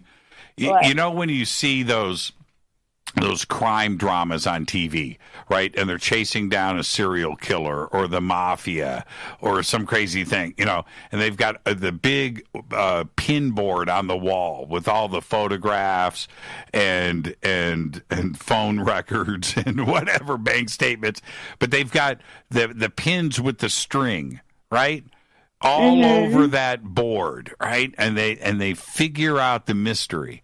It's the same thing when we're talking about cultures around the world, and Egypt and Thoth and the Anunnaki, and you're got the strings going all over the place, and they keep connecting to each other. They go to Pumapunku, they go to Easter Island, right? They go to Australia, they go to Egypt, they go to Göbekli Tepe and to Stonehenge. And they're constantly going back to the same exact regions of the planet, where obviously somebody was communicating and somebody was teaching. So there you go. Maybe they were being taught by the same visitors. That's right. Yeah. And I think I don't know. Maybe that's exactly what you were saying, but I was saying it in different words. No, you were. I'm agreeing with you. Is what I'm doing. Oh, okay. I'm agreeing with you. But that's why guys like Freddy Silva and Graham, and Robert Schoch and Robert Bivall and Colin Andrews and all of these, that have been researching ancient. The list is really long of researchers that have covered this over the years. John Anthony West. And he brought up Chance Gardner and, actually last night, Laird Scranton, who's another great historian that have been connecting these dots. And I just find it the most fascinating. It's just like, how can we be in such denial about this? So there you go. I got to get to some more phone calls. Hey, Jimmy, I just wanted to thank you and Rita for your contribution to my GoFundMe campaign. Have you been seeing the posts?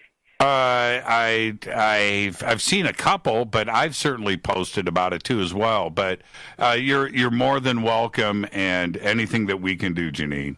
All right. Okay, I was just kind of hoping that you might have. I didn't know that you had even seen it. I apologize for. Oh, have a great night, Janine. Okay. Thanks, Jimmy. Yeah, thank you, Janine. And Janine's absolutely right, though. It's like historians are in denial, right? Where we have, I forget the name of the bowl. Somebody can post it up here in Twitter. I forget the name of the bowl that was found down in Bolivia that's got Sumerian text on it. And what clearly is, what looks to me to be, and maybe Enlil, or a Sumerian, an Anunnaki god with the beard. It's not from the culture of South America, and you have this bowl. It's in a museum now, but it's got cuneiform Sumerian text in it. It's like, how did that get there? Let's go back to the phones. Hi, you're live on Fade to Black. Who's calling? Hi, Jimmy. It's Charlene. Hi, Charlene. From Pennsylvania. How are you? I'm good. How are you? Well, great conversation tonight, and I can't believe I got to open up the phone lines. It seems like forever since I've spoken to everybody. The Magna Fuente Bowl. Thank you so much, Eddie, in Pennsylvania. What is it about the knowledge and the big brains of Pennsylvania, Charlene? I don't know, but the show was fabulous, and I haven't heard so much great information from a guest in a long time. Not that all your guests are great, because they are. But you know what I think he did? I think he solved the mystery, possibly. And when he was talking about the Shining, the Anunnaki being known as the Shining, and them having problems with their skin, right, and having to put oil, right. Do you think that might be what they carried around in their purses? I meant the purse mystery, right? Very possibly. The purse mystery. Okay, now I like where you're going with this. So Some you type heard of salve okay. That wasn't, right? Maybe it was CBD. So yeah. How about that? Okay. So tonight, you got that, but before tonight, what did you think was in those purses?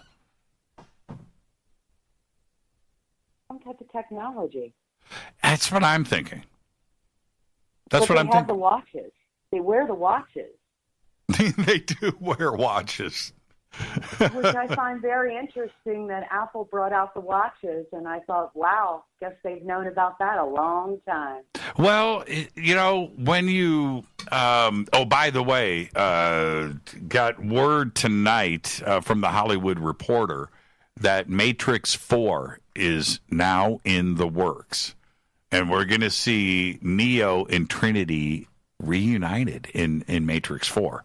But okay, so let's go back to like a scene in the Matrix when Neo's walking up the street. He sees the lady in the red dress, right? Okay. But walking past him are the crowds, the hordes on the sidewalk, all carrying briefcases. We have an image of people with briefcases throughout history, right? The briefcase. And what is in that briefcase? It doesn't matter who or even what part of the planet. What's in the briefcase but knowledge? No matter who you are, right? Right. You're carrying the knowledge with you. Diplomats, military people, corporations, company people, anthropologists, scientists, right? The briefcase carries knowledge. That's what's in there.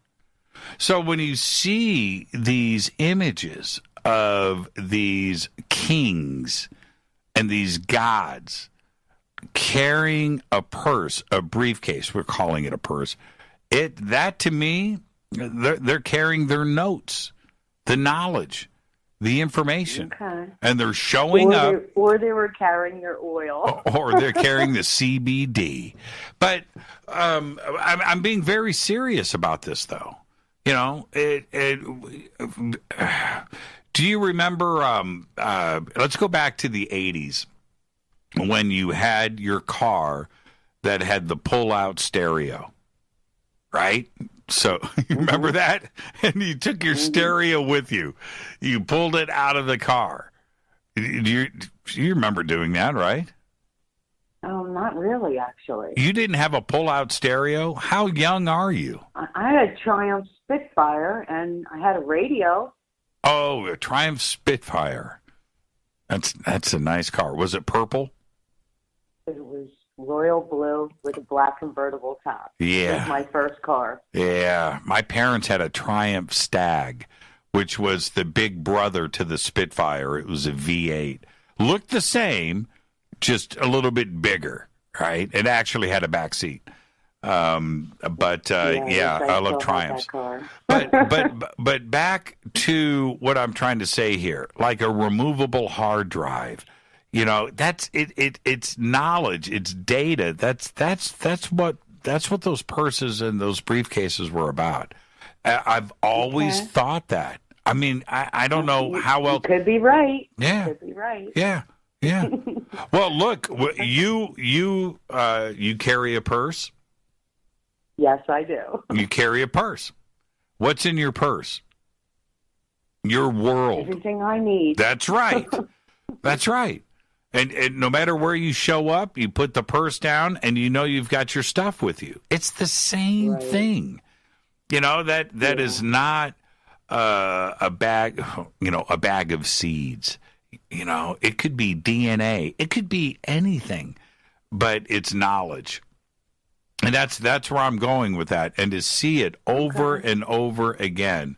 But I like the oils, though. I mean, it could be. They look sort of small in the carvings, don't they? Well, you know, so a hard drive is small. This is true. Yeah. You know, a cell phone is small. There's a lot of data in a cell phone. You know, an iPad is small. A laptop computer is small. I'm just saying it's knowledge. It's not a fashion statement. I never thought it was a fashion statement, but I always felt there was technology in there. But he made me think, wow, if they need this oil, like we need sunscreen now, maybe that's what they carried with them. Oh man. I'm going to say this is about 2 months ago. We had a heat wave, and Rita and I, like, we don't have heat waves every day, but we had a heat wave, and we had gotten notice from all the local weather people here in Southern California, like it was going to be over the weekend. It's going to be like 105, 110 for a week. And Rita wanted to do a bunch of yard work, plants, and do things. And she literally, I'm not joking, I am not kidding, went to the store and got every type of sunscreen, right? Creams and sprays. And she comes, I'm in the backyard, and she did it. She came up to me, my face, my nose, my forehead. I had this white face on around my neck, up and down my arms. And I just took a look at myself. I'm like my dad in 1975 at the lake. Well, it's really important now. She's definitely looking out for you. I didn't burn. Say the UVC numbers are off the charts. Yeah. That's the burning radiation. I didn't burn. Yeah. Why is it that and I was talking to Rita about this. When we were kids, getting sunburns and peeling and going through all of that, wasn't that just like a part of life? Why is it such a big deal today? I think it's far worse today. Do you think so? I think it's far worse, yeah. And I've heard a lot of landscapers and whatnot saying their crews are getting burned like they've never been burned before. Yeah. So, and yeah, we were out in the heat index of 100 doing landscaping as well. It's no fun. Right. Well, I mean, it seemed like, getting sunburns were just something that you didn't really complain about. And I'm talking about when we were kids, But today, I don't know if sunburns are really a part of life anymore because everybody does sunscreen. And I don't know. Maybe I've missed it. Maybe people still do get sunburns, but not like when we were kids. Everybody was peeling and burnt and red and toasted. I guess you're right. When we rode our bicycles around the whole township and came in by dark, like you said in the past show. I miss those days. I miss those days. When you went outside and played with the neighbor kids, your mom, your dad, they didn't know who you were playing with, right? You just went out and did the adventure. Today, if you're going to go out and play with kids, you need to make an appointment. You need to meet their parents. You need to have a play date, right? What a shame. It doesn't go on in the front yard. Like, I just don't get that. I don't know how we got to this point, and I don't want to sound like some old curmudgeon and some complaining old dude. I feel very sorry for the children of today. I'm your age exactly, so I know what you're talking about. And kids today have it really rough. This was the rule that we had. I'm sure it was the same in Pennsylvania, if that's where you were raised. But this was the rule. You come home when the street lights come on. But if they don't come on, don't come near this house, right? It's like, that was the rule. And if you came home early, what are the street lights on? No? Okay, well, the front door closes. And that was the rule, right? There wasn't any other rule but that. The streetlights came on, you were expected to be back home and checking in. But we'll never, ever have that rule again. If you have that, you know what? If you're a parent and you have that rule, you would suggest that to your kids today, you would go to jail. You would go to jail. Could you imagine that headline? Her mother said, "Come home when the street lights come on." She was arrested today and will be arraigned tomorrow in court for child endangerment. But that we'll never get back to that.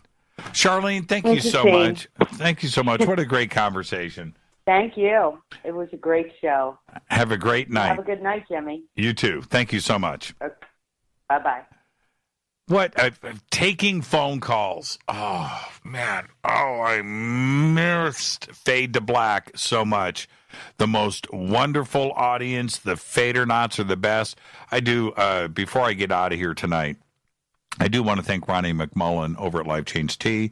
I want to thank, of course, the Shods over at River Moon Coffee, Juanita and Jeff, for everything that they have done to all of you, not only with your advice, but your support and all the healing energy. Before somebody says, "Oh, man, healing energy, awake, love, and light." You know what? I know that I had thousands of you focusing. And you know what? I feel great. I feel great, and I want to thank all of you for the support and for being here. It was a rough one. It was, and for me to go to open lines right now, I honestly, last week I thought that we were going to have to take this week off too. I was as surprised as anybody to wake up Sunday morning going, "Oh, man, I feel great." And so, realistically speaking, I went through 7 days when it could have been 21, 14 days, 21 days. But something worked. So I want to thank all of you, and of course Ronnie McMullen and Juanita and Jeff too as well. All right, so with that, I am going to get out of here. We have got still the other half of the week coming up here on Fade to Black. Tomorrow night, right here, Francisco Osa, life coach, first time on the show, and it'll be the first visit of many here on Fade to Black. And then Thursday night is Extraordinary, The Seating, with director Joe Semple and writer Jack Roth right here on Fade to Black. But tomorrow night, no Fader night on Thursday, but tomorrow night we'll be taking your calls with Francisco. And with that, I am out of here. That will conclude another episode of Fade to Black. Fade to Black's executive producer is Rita Camurian. The show is produced by Hilton J. Palm, Renee, Dennis, and Bob. Announcers are Steve Harder, Gene Vitola, Mark D. Kovar. Webmaster is Drew the Geek. Music, Doug Aldrich. Intro, Spaceboy, spaceboymusic.com. Fade to Black is produced by KJCR for the Game Changer Network. Syndication is KGRA, The Planet. This broadcast is only copyrighted 2019 by Fade to Black and the Game Changer Network. It cannot be rebroadcast, downloaded, or copied, or used anywhere in the known universe without written permission from Fade to Black or the Game Changer Network. I'm your host, Jimmy Church. Until tomorrow night, I want everybody to be safe. Go Beckley Tepe.